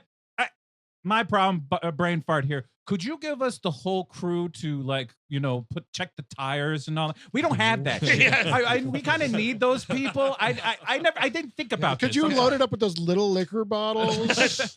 How many nuts and Cheez-Its can we get up there? We're gonna want the guy with the cones. We're gonna need him. We're gonna, He's got to get out there. we're gonna need a lot of people because it's not. To your point, Chris. Yeah, it's not a fucking van with keys in it. No. That's a fucking 747. Well, because it takes 30 people to fucking take that off. Because at the end, when you do see the fucking thing, when they're opening it, there are the guys doing it. There's some guy rolling a tire. What's crazy though is like when they're like, and whatever, jumping around does not matter. Like you get to the end of the movie and they're trying to make the escape, and Django there is flying the plane as General Esperanza there, and fucking William Sadler says to Franco Nero, he's like, "All right, General, do whatever you got to do because you're the only one that can pilot this thing." And I was like, but William Sadler, why would you not have at least a couple of other dudes on this crew that are capable of piloting a plane? Why can't you pilot the plane? Why is it just Franco Nero? 2 teams of bad guys that get married to each other. There's like 40 dudes on this plane. Somebody else should be able to fly the plane. Thanks a lot, smart guy. You don't think I had pilots? Who do you think Robert Patrick and fucking Mark Boone Jr. were? Yeah, that's a good point. Also, That's why they were hanging out at the unfinished part of the airport. I would have liked Franco Nero to do more. Yeah. He kind of does nothing in this movie. Well, we meet him. He's on the plane. Was I nuts? There's no no subtitles, which I think is no. really, really great and stunning for 1990. Yes. But it's one of those like, even if you don't speak Spanish, you can totally figure out what's going on. Like he has to for a cigarette. Yes. The guy's like, no, I don't have authorization to do that, blah, blah, blah. And it is like that. It's bad that we see so little of it because he is kind of ish like a Hannibal Lecter, kind of like, Sure, yeah. oh, I just want a cigarette. And then like the next time you see him on the plane, he's strangling that kid. Yes. right. I want to see a little more of that. Yeah, it was what I a mean? sloppy takeover that he eventually does. Maybe you should have let them land for you, and then Yeah, Right, absolutely. yeah, exactly. He kills those 2 pilots, and it's like, Yeah. hey, man. Oh, I don't now know. all my instruments are fucked from the bullets. Yeah, that oh, was- fuck. The cabin depressurized because I shot the windshield. Yeah, I mean, he might be getting high on his own supply there. Oh, right? that's a could be. great. The booger point, sugar Chris. might be Yes, driving him. That's true. By the way, Franco Nero, star of Enter the Ninja, one of my favorite bad movies of all time. Hell yeah. favorite good movies. Well, Enter the Ninja Mentary available now. course. Patreon.com/V8 Yeah. movies. That is, I was one of my favorite commentaries to do because it's just such a fucking ridelicious movie. And Franco great Nero's in one. like every scene. Also, because we are sloppy as hell. So whatever. Franco Nero, fucks himself by fire. I mean, that's later. But they've taken over the airport. The raspy dude's got an idea. Art, whatever his name is, has an idea. If we go to this other tower, Right. the we could prob- Skywalk Annex, this new fucking tower array that they're putting up for these new runways. And this is where, again, this is a thing. And as we talk it through now, I'm realizing it is a genuine problem with this script. Everybody's getting one-liners because here's this part with this guy, Art, whatever, is like Barnes. Art is the actor's name. Barnes is the character's name. He's like, oh, yeah, get a transmitter and then we can go on this frequency and they won't be able to hear us or whatever. And this guy who's like air traffic control guy number 5 is just like, oh, yeah, well, anyone want to run out to Radio Shack and get an airplane transmit? And I'm like, dude, will you just shut and also Actually, that's a good idea. Could we get somebody to do that? But this is also part of the problem of the movie for me because I don't find it very compelling. There's so many lines about like we need to hear this on the radio, get this frequency, this, radio that. Oh, I wish someone had the code punched into this walkie-talkie so I could listen to them on the radio. It's not- wait, this one does have it. To Let's your talk point, about the radio again. It's not interesting to watch people troubleshoot technology on film. It's No, and I mean, like, that's the thing. Is like, the action scenes are good, but what sets them up aren't. You know, what I mean? Yes. Yeah, Yes. that's a good way to put it. Basically, that they wind up going to this other tower for all of these complicated reasons, and McClane follows him. He's like, I don't like it. You know, McClane gets kicked out of the air track. Get the fuck out of here, McClane. Yeah, now you're fucking banned, all right. And then he meets Marvin, I guess, janitor. solo airport janitor. Yeah, that's right. I cleaned the whole thing. Yeah, / Phantom of the Opera. This I- guy's living in the basement. He knows Thought all you, the thought you were secrets. trying to steal my records. You need to fold this character into something else because there's just too many characters at this point. Yeah. McClane's got all these helpers. Well, you know what? Clip another one. I love him. I agree This with Jenner Chris. is fantastic. I I love agree. this guy. Tom This- Bauer, great character actor. He's in recent episode The Postman, Of among course. several other Yeah. things. Dude's been around. He's like, Listening to I collect ketchup packets around the airport. That's I just live here. He's doing what all old men should do: is listening to songs solely about towns. Yeah. It's an old Cape Cod town he's listening to now. New York City songs. I bet you loves them. Oh yeah, for yeah, sure. some L.A. city. You know, As long as it's about a structure. just got to be a town or a city. And the way that he gets to Guy this, must love Randy Newman. Oh yeah, absolutely. You talking about Randy? They blew up on Nakatomi Tower. Grew up in the Cockatoomie Tower. See, there you We go. love it. Oh my God, a plane's gonna crash. Only one could save him. A Pluto cop is a die hard to die harder. Boop, boop. At least you read it. I'm not your friend. They used to call it the World Trade Center. But so this whole thing, the Yes. dude's like, oh yeah, to get to the whatever the fuck annex. Yeah. I guess you could just go through this way. And then this is him crawling through pipes in this movie. And It's got to happen. And he says it. He's like, "Wow, how am I in this again?" I'm like, "Don't you fucking say How it." could the Like, same shit happen to the same guy guy. twice? And it's just Oh, like, dude, yeah. I Let's know. see if it happens 3 or 5 more times. Also, be sure, Bruce, when you're saying that line, that the trailer camera is also on you getting the Yes. footage. See, this is why. I mean, you see this title, and it sounds really official, but it really is just more of a continuity thing. The script supervisor needs to be someone's like, oh, okay. Actually, on page 68, that when he says, "How can the same shit happen to the same guy twice?" That's him referencing the first movie really directly, like, "Oh me, oh my, how could this happen twice?" We can't have that happen ever again in the movie. Like, Yes. Holly can't say it later on. You know what I mean? He can't say it later on. You Also, should get the one and done. You've got it. It's done. I'm the script supervisor. Therefore, I am not allowing this to go forward. Renny, we didn't have the limo driver. You say yes to everything. You understand that? Where is Argyle, the limo driver? He was in 45 drafts of this before we got to this one. You know what then? Fuck you. 30 years from now, I'm going to make a battery commercial and he's going to be the star of it. I will get my revenge. So they get to this fucking annex and whatever. And here, great pre-T2 Robert Yeah. Patrick, man. He's just like, what are we? Or I don't remember what the setup is. What are we? Or whatever the line is. And he just goes, a sitting duck. Yeah, And just, It's something like, hey, what do you think I look like? Or whatever. that's Well, right, a because sitting duck. They're on the People Mover. All the SWAT team is on the People Mover. I love that And the they- entire SWAT team takes the People Mover. Are you Let's take kidding a load me? off a little bit. exactly.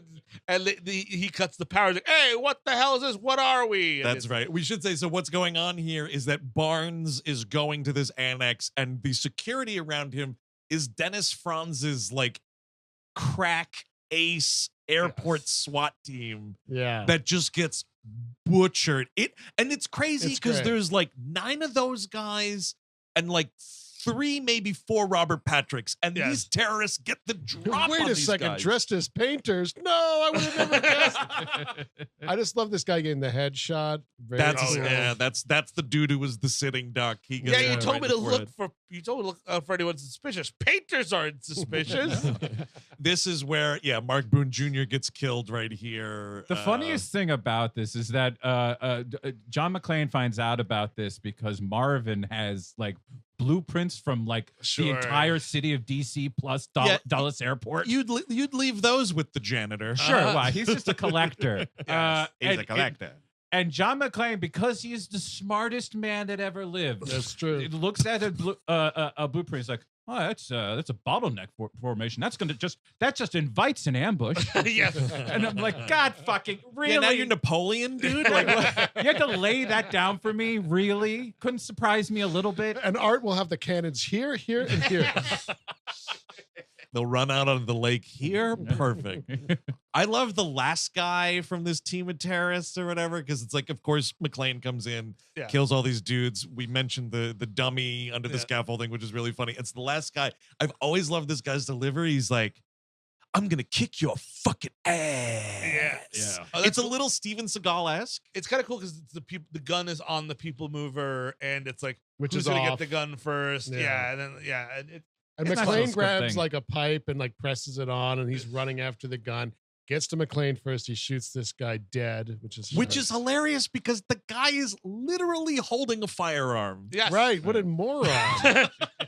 He forgot. Maybe he forgot. Like when I walk around the house, being like, "Where is my phone?" Oh, sure. Oh, it's in my hand, isn't it? It clicks empty because that's why he's going to go kick his ass. Oh, yeah, Oh, you're right. you're right. You're totally right. Good job, script supervisor. That's Yeah. Chris got I promoted. just got Yeah, promoted. look at that. To a Yeah. movie front. From I'm gonna be- podcaster to script Mom, supervisor. Mom, I'm a script supervisor for a movie that came out in 1990. That's right. I know you can be very proud That's right. now. No, folks at home, add him on IMDb. Chris Sure. Cabin, script supervisor, Die Hard 2, Die Harder. So right as Barnes is now all safe, they're about to go out there. The antenna array blows up. Oh, it's just a way to kill some time, just a distraction. Oh, And You're so stupid. we go back to the big tower there, and this is when fucking he's like, hey man, I was just trying to do a normal terrorist thing where I was gonna steal my general buddy and it was gonna be just fine. right. Now you just forced my hand. Guess what? British flight United 91 is going down. This is a great way to kill people, too, because you lower the altitude. It's like wild. below sea level or whatever it is. So 200 feet. So they think they're 200 feet higher than they are, so they're just going to go right into the fucking cement. It's so fucking dastardly, dude. This sequence haunts me to this day. It fucking It's haunts fucking me. great. McClane does his best. He's like got a fucking torch out there to try and. He's really my trying, man. God. I gotta give it to John McClane in this scene. Like he's making two little torches out of shit, trying to help these guys and out. it doesn't work. And No. Cole Meany and all the little Grammys blow up. My God, but then he's fine. It's like really close to It is. him, and he's fine. The sadism of the scene from Renny Harlin, I really appreciate. Oh, because yeah. like, you know what I mean? It's almost 20 minutes of like, oh, what are you going to do when you get to Washington D.C.? Well, I always wanted to see the White House. The old lady's one thing, but the flight attendant putting the little boy back in the seat. Fuck. You know, my great grandfather burned the White House, and I would like to take a peek. And here's little Billy's flame retardant doll that we have right here. He's going to hold it very close to him. What's crazy, they do another, we're going to ape the first movie, but where in the first movie it actually mattered and had consequences, this movie it means absolutely nothing. So the whole thing is like Sadler's communicating with them on this open frequency thing. Yeah. So like he can hear everything that's going on in the control tower and they can hear him. Yeah. And Bruce Willis comes in and says something, and Franz, fucking Lorenzo, is like, oh, God damn it, McClane, you stupid fucking moron. And then Sadler has to be like, oh, McClane. This is where he mentions the Nightline thing. He's like, oh, yeah, I saw you didn't do too well on Nightline, blah, blah, blah. And I'm thinking like, okay, in the first movie, when Rickman finds out McClane is McClane, Holly gets in trouble. So then you assume it's going to be like, oh, McClane, like on this airplane manifest I just saw. Oh, that's your wife, is it? No. But that it doesn't happen. It happened after a long, heated argument about getting Robert Davi back in the movie. Oh, and sure. they decided not to do it. So like, all right, then you owe me one. You Then fucking listen here. There's gonna be a helicopter in the last act. Do you fucking hear me? And maybe Robert Davi isn't gonna be on that fucking helicopter. How dare you deprive the audience of Robert Davi? This is a Die Hard movie. That's what they're expecting. Well, Maybe they want to see Bruce Willis, but they want to see Robert Davi. You went a little hard against Dukakis. We think it would divide people. Yeah, of course. Yes, we've heard all your notes, Mr. Davi. Thank you for coming to this table read for Die Hard 2. But so this is when what do you call it there? The great Colin Meaney. the great Colin Meaney. Yeah, crispy critter now. Oh yeah, he's doing like a fucking English accent, which is pretty funny. Yeah, and this was like, he's in like the pilot of TNG. Like he's not Miles O'Brien at that point, but he was on that show from the jump in '87. At that time, to be trivia, he was in the pilot to TNG, and here he's a pilot. Smiley face. Dude, sick trivia, bro. Press helpful. Press thumbs up for helpful. I didn't look, but part of me, because I was scared I would find it and I would really lose any hope I had for humanity would really be gone. At the beginning of the movie, when the tow truck is leaving, the cop says, "See ya, Murray," and come back, even though this is not his name. Bye, Bill. It's like, did you know that Bill Murray is actually? And I was like, if it's in there, because I can't say for sure it isn't. Trivia.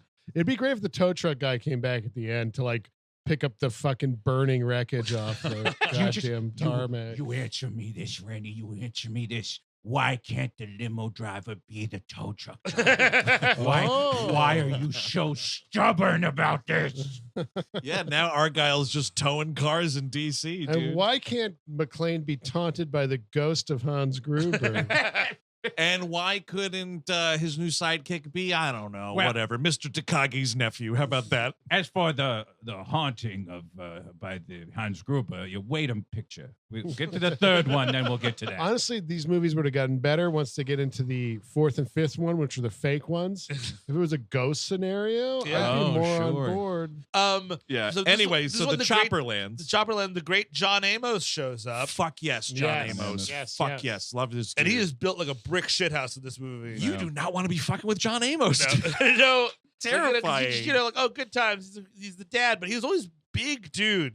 And like in this movie, it's like, oh, dude, I don't want to fuck with this guy. No. I barely wanted to fuck with him on Good Times. But this is like, you do not want to mess with this dude.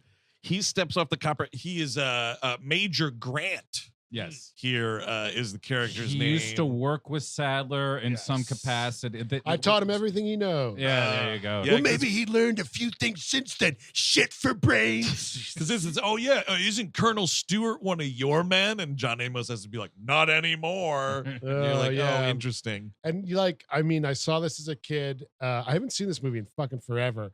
So I was like, oh, yeah, I remember he's crooked. And then, like, the movie kept going on and on. So I was like, was he crooked? Oh, yeah, there it is. It's a lot of movie before he reveals himself to be crooked. And there's been a lot of movie already, by the way, in case you're wondering. It's also, I don't know, it's boring. And I guess maybe it makes sense logically for the characters in the film, but the blanks and the bullets, the real bullets and the blue bullets and the blanks. But the thing that they don't explain through all of this though is like, so these two sides, so Sadler and Amos, like they're like lined up and whatever, but there's a thing in the middle where someone tells like Dennis Franz and Fred Thomas and everybody like, oh, hey, things have gotten so bad, like the US government is sending in a team. Sure.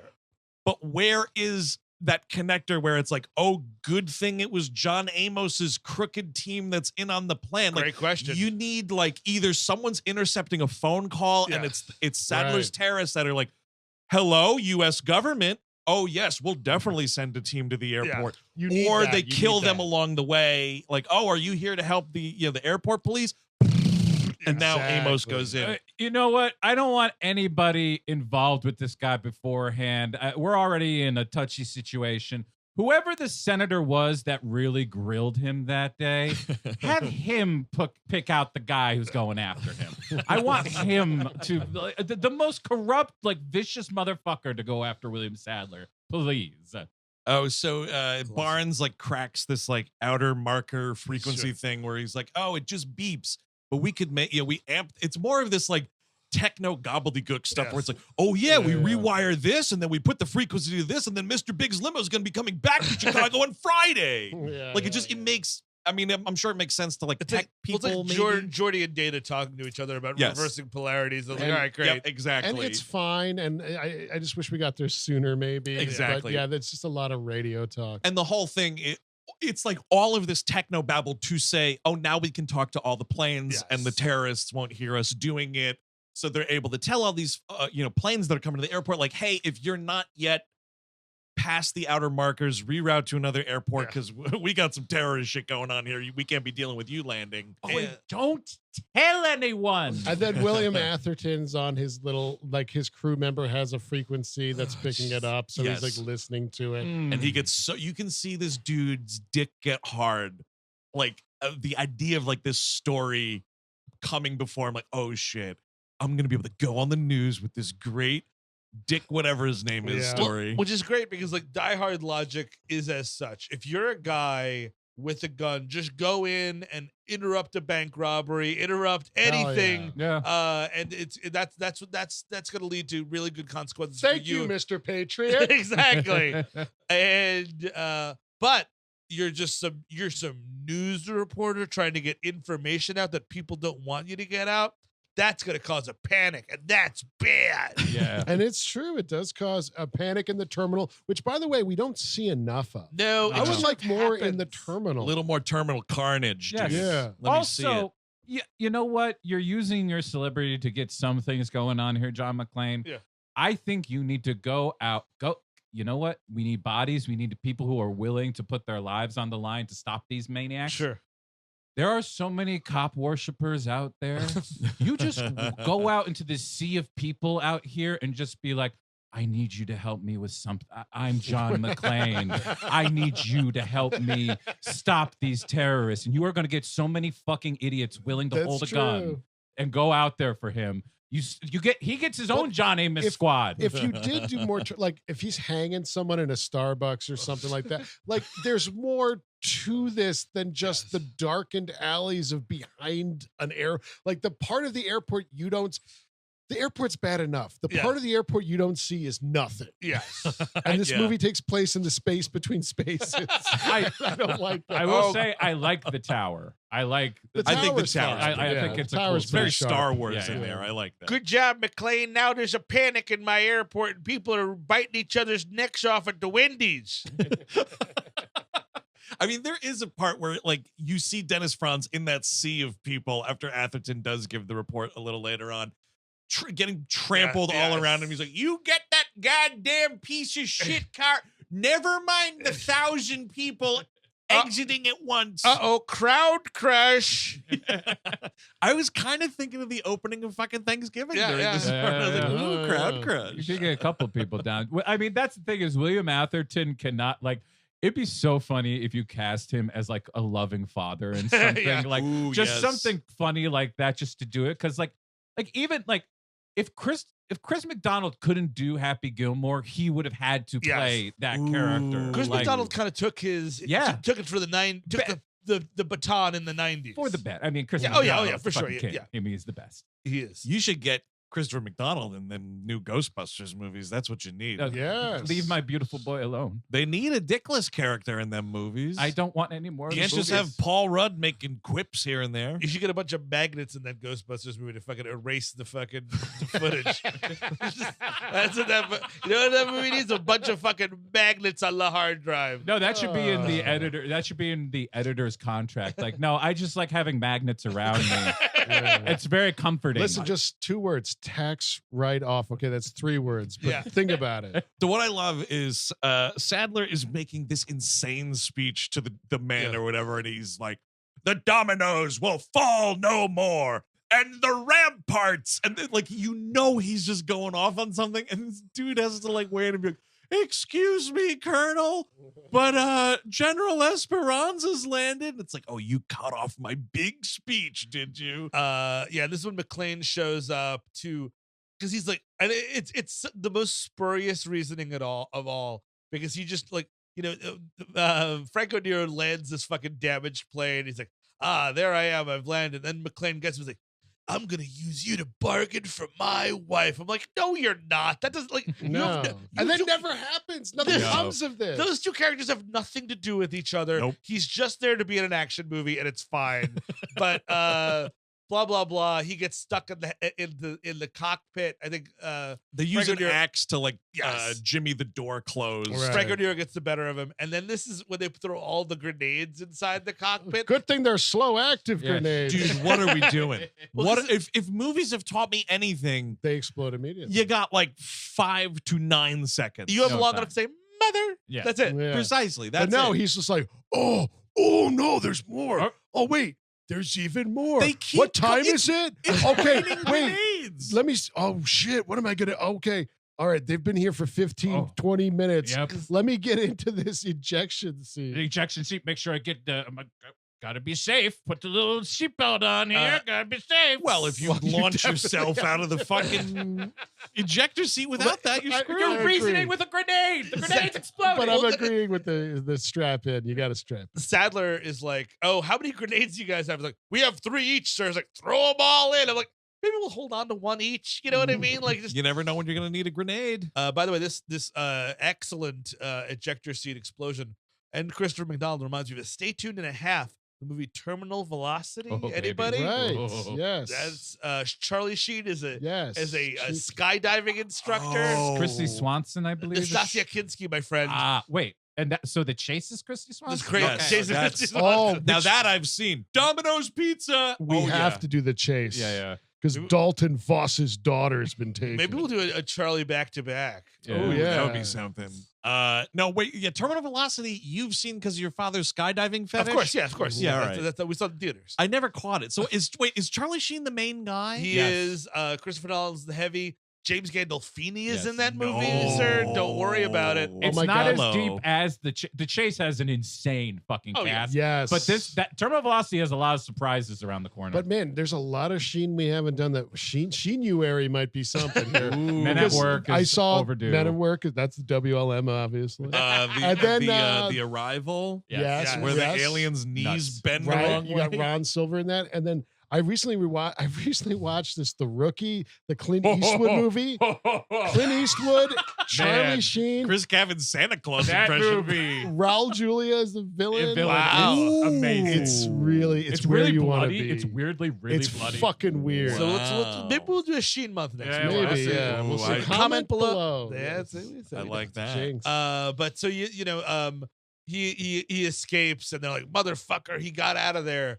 Let's just go back to our hideout. And then something Barnes is like, I have a map. The hideout has to be here because the movie has to know it. Yeah, it's all this stuff about like his amazing like raspy voice, like, oh yes, several years ago, and there was airport renovation, and they changed all the wiring to here, and Yeah. they had to change this, because of flooding. And I'm Yeah. like, kill someone. Somebody Yeah. shoot a gun. Yes. Can an explosion have all No, this? no. Why don't we just stand in a darkened hallway and maybe look at a map?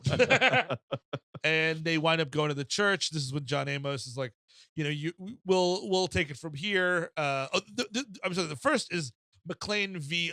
Outside Henchman with the icicle to the eye, Yeah. Nice. which is the best kill of the movie, I think. Oh, hell yeah. Hell yeah. Although John Amos is John pretty good, though. Amos. Yes, boy. That's John, good no, too. John Amos 1. Yeah, Ice Pick Eyeball 2. sure.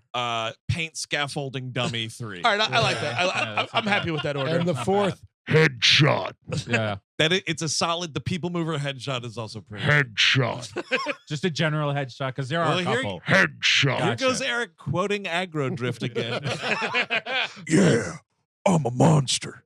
Headshot. Harmony Korine's aggro drift is coming soon, folks. No, what it's in not. the world? Not is- to this feed, but as a movie, maybe. Somebody's releasing it, I'm sure. but- Andrew and I saw it at the New York Film Festival. Oh, and it I is see. a It's the movie trip. that's like it's all in heat vision, and they're every character is an NPC from an action game. Whoa. There's basically trying to do a video game movie. It's very Wait, bizarre. Harmony Korine made a movie that was unwatchable? Yeah, well, Hold Well, on. that's what makes him a true artist. Is he's finding new levels of unwatchability. right. Like, Which what is- if Trash Humpers? You would think that's unwatchable enough, but no. A movie that argues that the future of cinema is video games and TikTok. Yeah. No, Yeah. that's the one. I'm a monster. I'm the best I will say the Beach Bum was one of my favorite Oh, movies hell, oh, the Beautiful of the movie. decade. Beach Bum's an Gorgeous excellent movie. movie. Yes. See, because that dude, broken clock and whatnot. Goes every in once and in a- out. That's the thing is I've still never seen it because of my Harmony Korine. I just can't do You it. got to do it, I- dude. I- You got to fucking do it. Spring Breakers and Beach Turn Bum. your key, sir.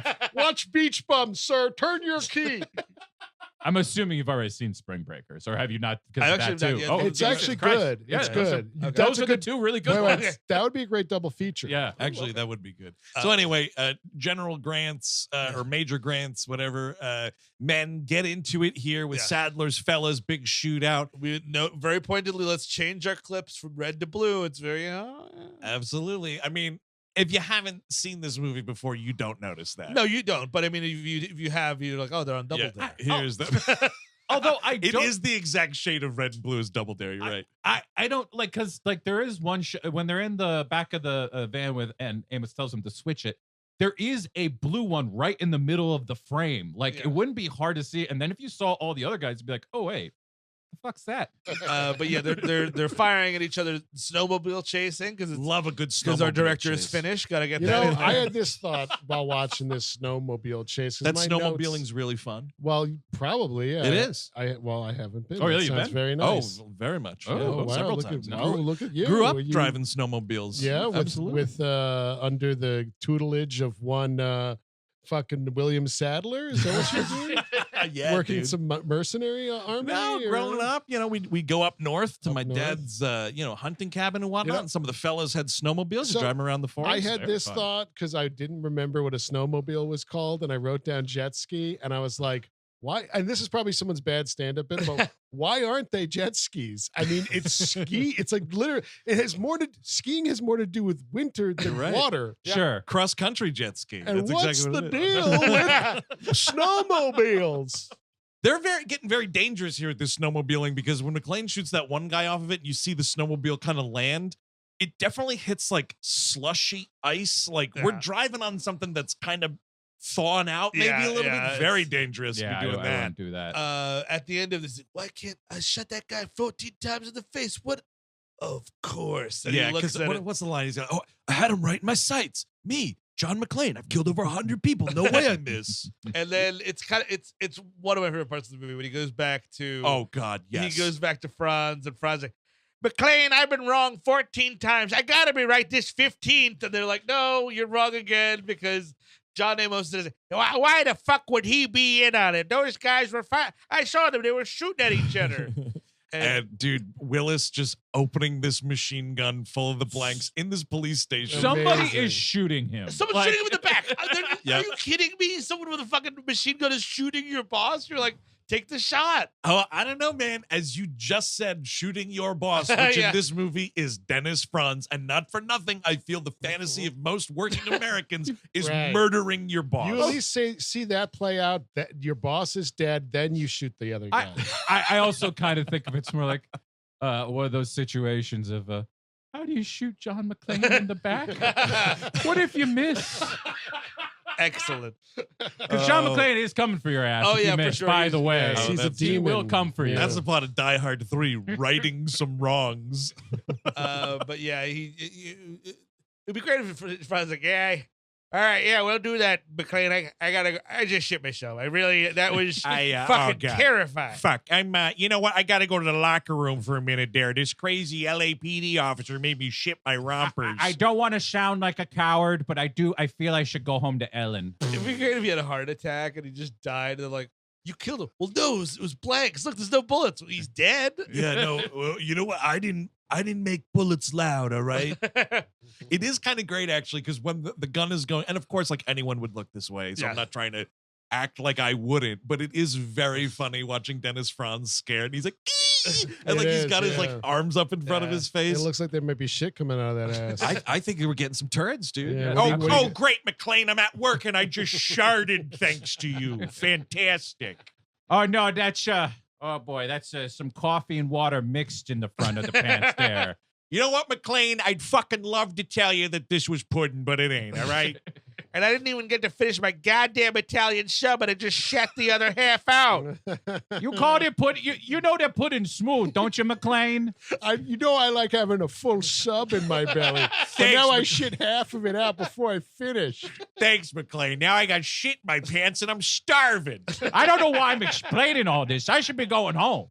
I should be going home. But this is also tangentially happening when the airport panic is about to, because like Right, now you know, Franz is on McClane's side, like, let's go kick some ass, and then the panic happens. Brutal part here Oh please. with John Amos's squad. Oh when yeah. they're rolling out, and this is one of the first instances I'm not saying it's the first instance in cinema by any means, but it's the first time I think I personally, as a movie viewer, encountered one of these.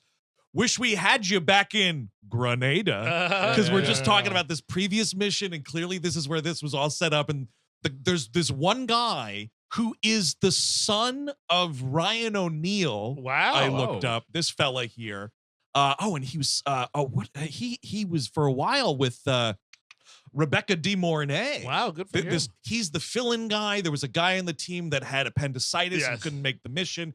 So this guy's the last second replacement. And he's like, oh boy, sir, I really wish I was with you guys in Grenada. And John Amos has to be like, yeah, me too, Billy. And just cuts this kid's throat. Yeah, it's a good moment. It's a real good, and it's a good, like, it's a horror movie throat cutting. Oh, Right. yeah, it's a Mrs. Voorhees quality throat cut here. Absolutely. I guess it's a good thing that he wasn't in like a good movie like Paper Moon or something like that, because then his father didn't hit him. Everybody know that story? No, what happened? He like hit Tatum O'Neal when he found out she got the Oscar over him. What, Ryan O'Neal? Yeah. Is that right? Yeah. What an Interesting. asshole. That's like, no, Ryan O'Neal is the biggest fucking piece of shit. Is that right? He's got an Wow. ego the size, like, I mean, if you read stuff about Kubrick on Barry Lyndon, he was a nightmare. This was on like in Spy magazine.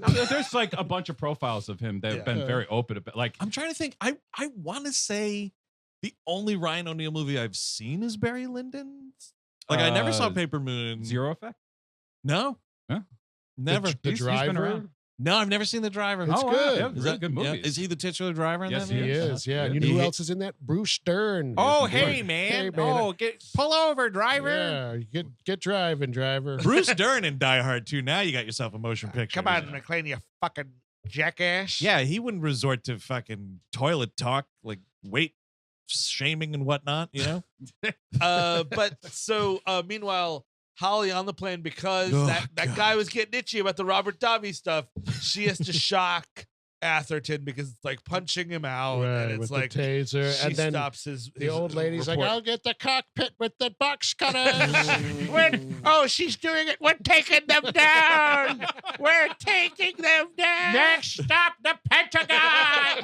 Finally! It is The awesome. idea that you can bring this on a fucking plane is It's outrageous. insane. Crazy. Well, maybe she said it was my fucking emotional support taser and got it on the plane. Got it. I do love this weird detail where both the people on the plane, Yes. this is 1990, so there's just a screen at the front of the plane. Everybody watches the same thing. And the terrorists in the church are Yes. both watching a Simpsons episode. Yes, yeah, that's Pretty great. when the family's in the electric chairs. Yes, yeah, Marvin it's Monroe. Bart like humiliates Homer at the work picnic or something, and Sounds then, right. Yeah. So here's the thing: the bad sure. guys are getting away, Yes. which to John McClane doesn't matter. You know what I mean? Like, you're worried about your wife? Doesn't matter. The Yeah. bad guys can get away; they Who cannot get away. cares? Whatever. Right. But they're getting away, and Dennis Franz and Robert Costanzo get stuck in traffic. They can't help him. This funny thing though, where the three of them get in the car, it's a weird like McClane gets in one side and Dennis Franz gets on the other side of the Yes. car, and he goes, "Oh, hey McClane, say hi to my brother," and it's Yeah. Costanzo like, "Oh, Merry Christmas," and Yes. like they're like, because if both gentlemen got in the car when they were going to and drive wherever they were going to, but instead Dennis Franz runs into a cab, Yes. Robert Costanzo's sitting bitch in this police car. Like, I didn't think that was happening. Isn't that where the shotgun goes and whatnot? I mean, you can't be sitting in the middle seat in the front of the police car. No, you can't. We'll But let he this winds one up go. going with the action news team. They Yes. have a helicopter, and like this is when he's like, "Oh, go into the go attack the plane." Like, we're not gonna do that. He sir. wants this guy to play chicken Yes. with a 747, which the dude refuses to do. And he goes, "Oh, all right. All right. What about on top of it then?" Yes. And then this is McClane jumping down. And why I think this is better than Die Hard 4 is he's just jumping on the top of this plane that's going to take off. Yeah. He's not surfing No, a stealth He's bomber. not surfing or rolling over on asphalt like it's nothing. Yeah. No, and the plane is still on the ground. Yes.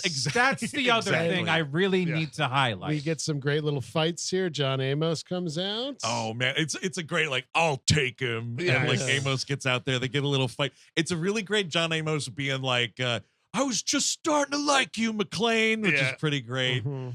And this dude just gets sucked into the jet turbines. Yeah. Ooh, Wouldn't So that good. end your flight? Wouldn't that just Probably, be the, right? The bones.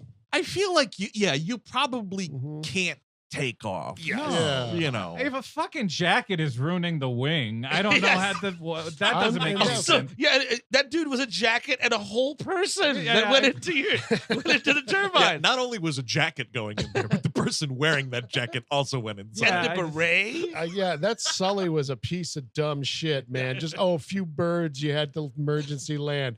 Planes could take whole bodies. Yeah, people. you 220-pound What? man. What would you do if a dozen bodies flew into your airplane? Well, no, exactly. No, Chris, you're making a total point. Why is that dude a hero? It's not like he flew into a flock of John Amoses. This is what we should be doing. We course. should develop some type of cadaver cannon to take down airplanes. Cadaver We cannon. just launch human remains at airplanes. we're leaving money on the table by letting these bodies be buried. We could It's be true. shooting them No, at the sky. We're not leaving money on the table with that, Chris, because the funeral industry is one of the biggest fucking rackets in yes, the world. and organ donation. Well, Let's say it. It would Let's say have it. to be sacrificed to give an organization that needs much more money, the military. Yes, We just need to give them a little bit drastically underfunded. So then, Sadler's like, oh, well, my old buddy John Amos just, he's mincemeat. Let me go see what I can do. This is where, somewhere around here is where he mentions, like, now remember, General Esperanza, you're the only one, for whatever reason, that can fly this plane. And all the other military guys are just smoking cigars. on the- Dude, we're back there. We're playing cards. We got to It's fucking... a little These early. assholes. It's a little early. We taped a bunch of Cheers episodes off TV. We got those on. We got scotch You going. can't like be at the scene of the crime celebrating how you got away. Exactly, dude. You gotta wait till you are fucking out of the airspace, going down to South America, or wherever it Just is. make sure, please, before you start blaring Slow Ride, can we get into the air? exactly. Oh my god! But I wanted to take it easy. And this is a fun fight with Sadler. A lot of kicking, a lot of good movement. Sadler here. wins, which is interesting. Sadler Yeah. does win, and you see his Tai Chi training has paid off. Yeah. You speed that shit up. It's fight moves. Well, He's doing it. There you No, go. that is something I always like about it's like a Schwarzenegger, a JCVD, a Sly even.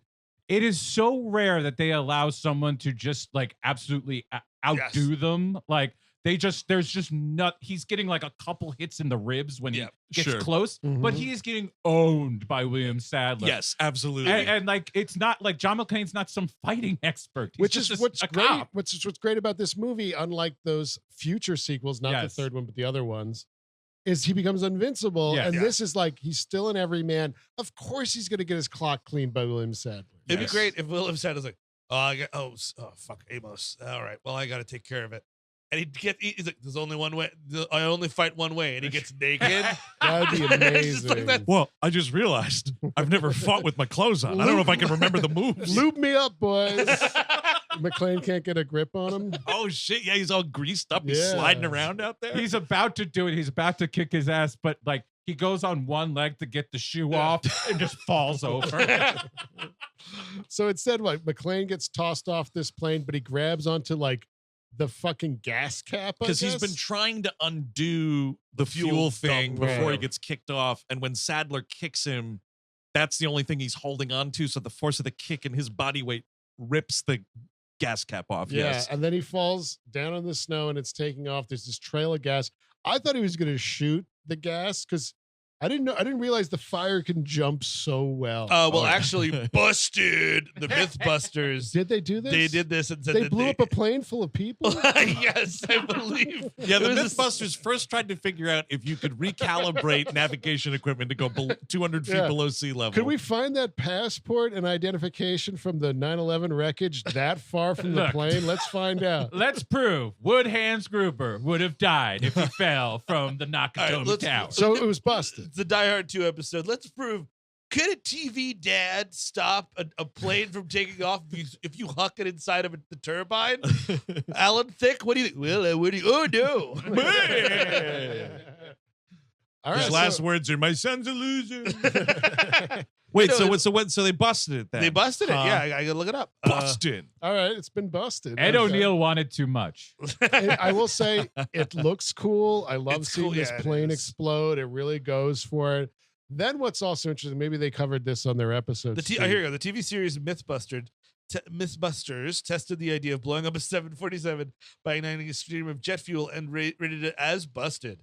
They found that jet fuel, essentially kerosene, was extremely hard to light in liquid form, especially in a blizzard, and the flames would not have propagated fast enough to catch up to the plane. Nice. Okay, so did they also mention anything about landing an airliner in fiery wreckage? Yeah. Because now all these planes start like, oh, we could see the land. We'll just land in the fucking gasoline fire. Dude, and into the wreckage of a previously blown up airplane. And it's a one snowy after the field, other. by the way. Yes. It's one after the other. You see, it's like the triumphant music starts playing. It's like boom, boom, boom, boom, boom, and you see this traffic line. There's one line that some guy on the radio. Oh, if they can do it, then we can do it. We're gonna land. We're gonna land. The first one's amazing because Bruce Willis, John McClane is like, well, there's your landing signal right there. Oh yeah. And You're welcome. The guy comes in and sees the wreckage and is like, it's right. Like he's answering John McClane. Yes, yeah. He's not seeing an explosion. Well, because it's such a mess, like why John McClane is doing anything that he's doing. So they would have to be like,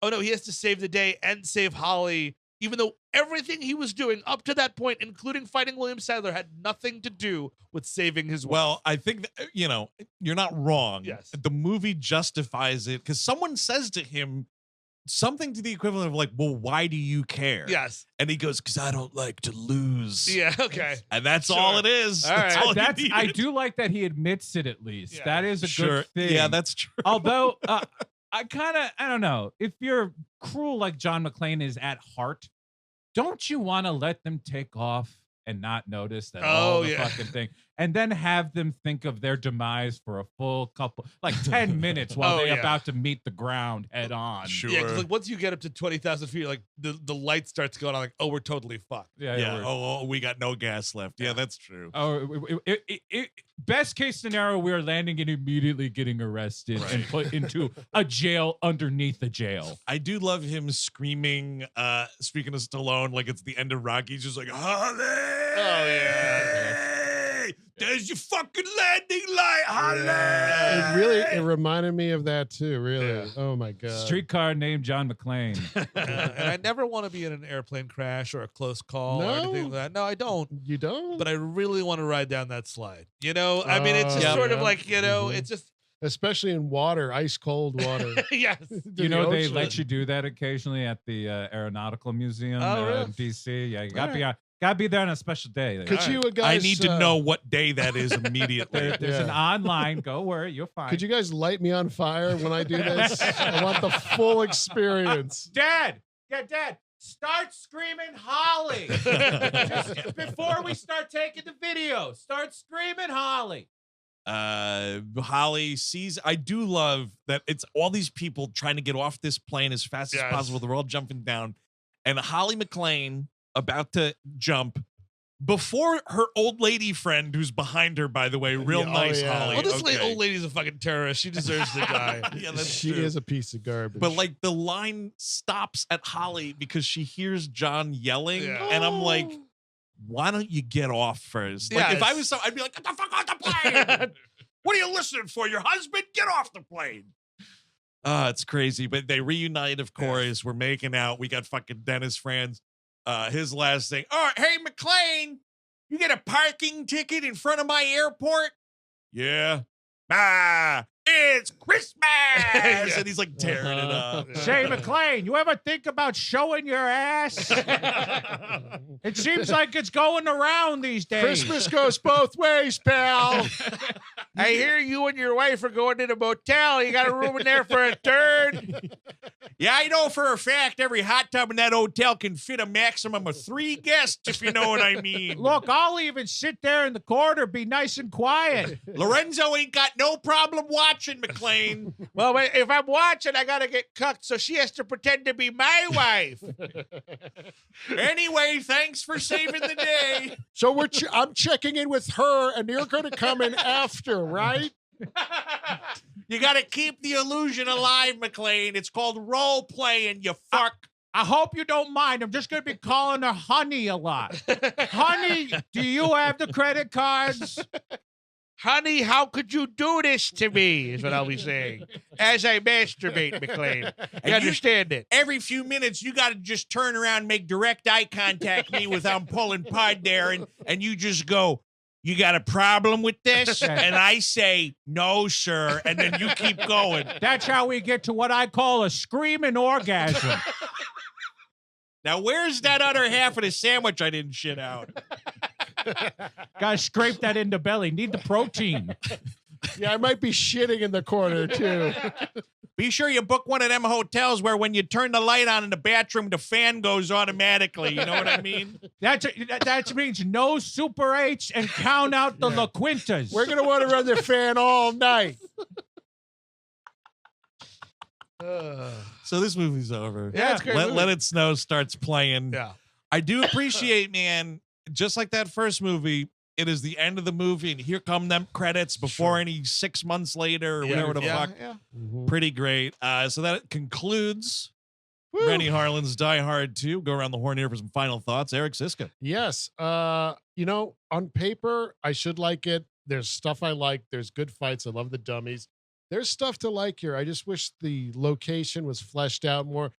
Like, airports aren't very interesting. And if you were going to set it in one, and I know like the Denver airport didn't have the horse yet. Oh, man. But if there was some iconography I could latch on to, I think would have made this more enjoyable. Sunlight, maybe too. I know the blizzard's a Christmas timey thing. Yeah. There is just, it just doesn't quite get there for me, but it's better than it's the third best Die Hard movie. Yep, there you go. Chris Cabin. Oh yeah, I like this movie quite. I mean, it's always going to be 1, 3, 2. It's just that's the order. Yeah. But to me, this has everything I want from an action movie. The sequelitis it has is pretty horrible, and that's what kind of dulls it for me a bit. Is that it is a bit much, but they scatter it enough. I'm following it. I wasn't bored. I really wasn't. All this stuff with the back of the airport, I was like, okay, oh, sorry, it wasn't a factory. Whoops a doodle. Point. It's fine to me. And like, I love Bruce Willis, and I love this character up until he became, Ben Grimm, and was just a rock monster. But before that, I love this character, and I think these 3 movies have stood the test of time because the character rules. Yeah. Steve Sadak. Yeah, it's funny when you said that you'd seen, Die Hard 1, Die Hard 2, Die Hard 3, all 20 times each, because you're a completist. My family, we didn't like a movie, we threw it out. You know what I mean? So we watched. We were always watching 1 and 3. I've only seen this movie like 2 or 3 times, total tops, including last night. And it doesn't work for me. It's a weak. It's absolutely the third best Die Hard movie. There's no 2 ways about that. But I had more fun watching the kills than I would have thought. But it is so convoluted, and the sequelitis that it has. I'd rather watch anything else almost.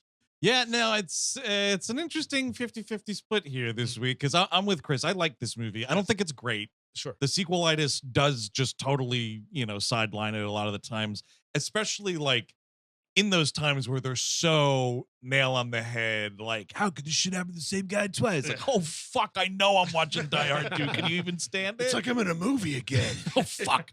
It's the second time I found myself in an action movie. Like, yeah, that's all dumb. I really like Barnes, the airport tech guy. Sure, I think he's cool. He's Marvin, great. the fucking creepy janitor. Oh, yeah. Interesting. Awesome. I do agree, though, if we could consolidate some of them tertiary characters into just one fella, that would be something. Dennis Franz, an absolute delight, just being humiliated at every turn in this movie by John McClane. Love that guy. He talks like a jerk in this movie all the time. It's really great. I don't know. If you haven't seen these movies, you got to do it. You got to see all of them. I'd say the definitive ranking is 1, 3, 2, 4, 5. By the way, nothing gets better. Nothing gets worse than A Good Day to Die Hard. Really embarrassing movie there. But yeah, this was fun. So whatever. And Renny Harlin, I'm starting to come to find the dude makes fun movies. I don't know. Fuck. When it's an action movie, the man knows what he's doing, but you've got to allow him to do that. The Exorcist, the beginning thing, it's because it's not an action movie. It doesn't call on any of the things he's good at. At least even like I rewatched Cutthroat Island. It's not good, but at least it's an action movie, so it calls on some of the things he's good at. I think Exorcist Beginning would have been better if playing like Father Marin's number 2 was Dennis Franz. Oh, nice. I think we really could have done a lot there. The power of Christ compels you. Yeah, just wake up. You're fucking faking it. You're going to want a bathroom with a fan going for this exorcism, I'll tell you that. That is Die Hard 2 from 1990, directed by Renny Harlin. If you want more We Hate Movies, of course, check out the Patreon, where if you are listening to this now, that means you have subscribed to the $8 level or up, and you have gotten this advertisement free, folks. That's right. We already mentioned it. We're getting into the Christmas spirit, the holiday spirit hardcore this month, and we started things off back on December 1st, the very first day of the month, with a We Love Movies episode exclusively on Patreon at the $5 level and up.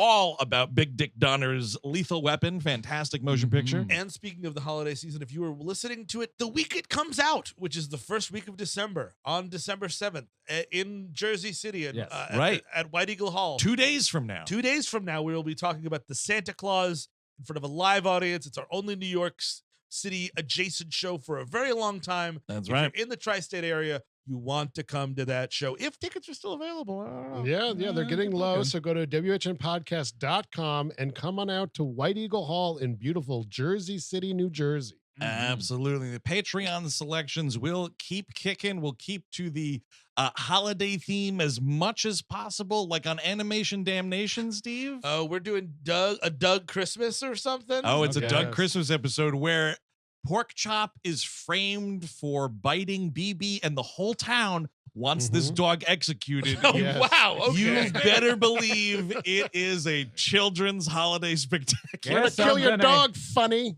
Guess I'm gonna hate that. For Once in a Lifetime, we are of course going to be doing a very nutty Christmas. Very nutty. Can I tell you a quick thing about A Very Nutty Christmas? We were talking about A Very Nutty Christmas at Thanksgiving. We're telling my sister about it, and she goes, I swear to God, she goes, "Oh, is that one of those like really bad movies that probably stars some like CW star no one remembers, like Barry Watson?" Oh no! And Chelsea and I were both like, "Holy fuck, that's exactly who stars in that movie." And if you haven't heard of it, folks, it's about a nutcracker that comes to life and romances Melissa Joan Hart. Yes. Oh, it is quite something. Woo. And then on the Gleep Glossary, folks, it doesn't stop there. We're changing it up on the Gleep Glossary this month. We are doing a Redux episode covering something we covered 8 years ago, the Star Wars Holiday Special. Ooh. That's right. Now with 100% more Steve Sadak, because I wasn't on that. You were is that right? Yeah, Wow. I was not. What were you doing? Taking a shit? I mean, it was a 3-man microphone. We didn't that's have the technical capability. You were watching to have in four the fat corner dudes. and jerking off, and we were doing the show. Okay, yeah, no, I totally forgot about that. So that's amazing. You're going to be here for that. I think this is going to be a lot of fun going back through the Star Wars Holiday Special. Hell yeah. Melrose 210, of course. No Christmas to be found there because we covered the Melrose Place Christmas episode like back in July or some shit. Yeah. But, if you want to get horny for the holidays, Melrose 210 is the show to do it at, folks. Absolutely. And then the Nexus will also just be normal shit. There's no holiday Christmassy times. I don't believe so. There's that one episode of TNG where Picard plays Charles Dickens. Oh, no, that was just Patrick Stewart doing something completely different. I'm playing with my Dickens. Oh, Lord. And end of the month, folks. It ain't out yet as this airs, but keep your eyes peeled. Harry Potter and the Prisoner of Azkaban-mentary. That's a mouthful. The third Harry Potter movie is our final commentary for 2023. And if it's anything like the last two, There are going to be some fan favorite commentaries right here. So that's going to be a lot of fun. Look at how much you're missing by not being on Patreon. My really. God. It's honestly, yeah, it's the majority of our work. Yes. it's the So there's decent that. thing to do. Subscribe, patreon.com/We Hate Movies. And we appreciate you and love you. Thank you. Absolutely. Now, next week here on the Tuesday show, Steve, We Hate Movies continues with what motion picture? We're keeping it Christmassy, but it's getting a little spooky because it's Silent Night, Deadly Night. Ooh, yeah. All 79 minutes of horror Santa goodness. I cannot wait. I love Yeah. this movie. I think it's yeah. a great little picture. It is not up there with the all-timers like Christmas Evil, of course. Oh, Christmas yeah. Evil is That's a good amazing. It is Or quite Elves. good. Oh, well. I still have not seen Elves. You know what? A guy that looks like fucking Kenny Loggins or Kenny Rogers is like, I need to know the connection between the elves and the Nazis. Real line from that film. Okay, all right, yeah. I'm going home right now. Turning it on. Holy shit. So until next week, where we talk all about Silent Night, Deadly Night, I've been Andrew Jupin. Steven Zeta. Eric Siska. Chris Cabin. Take it easy.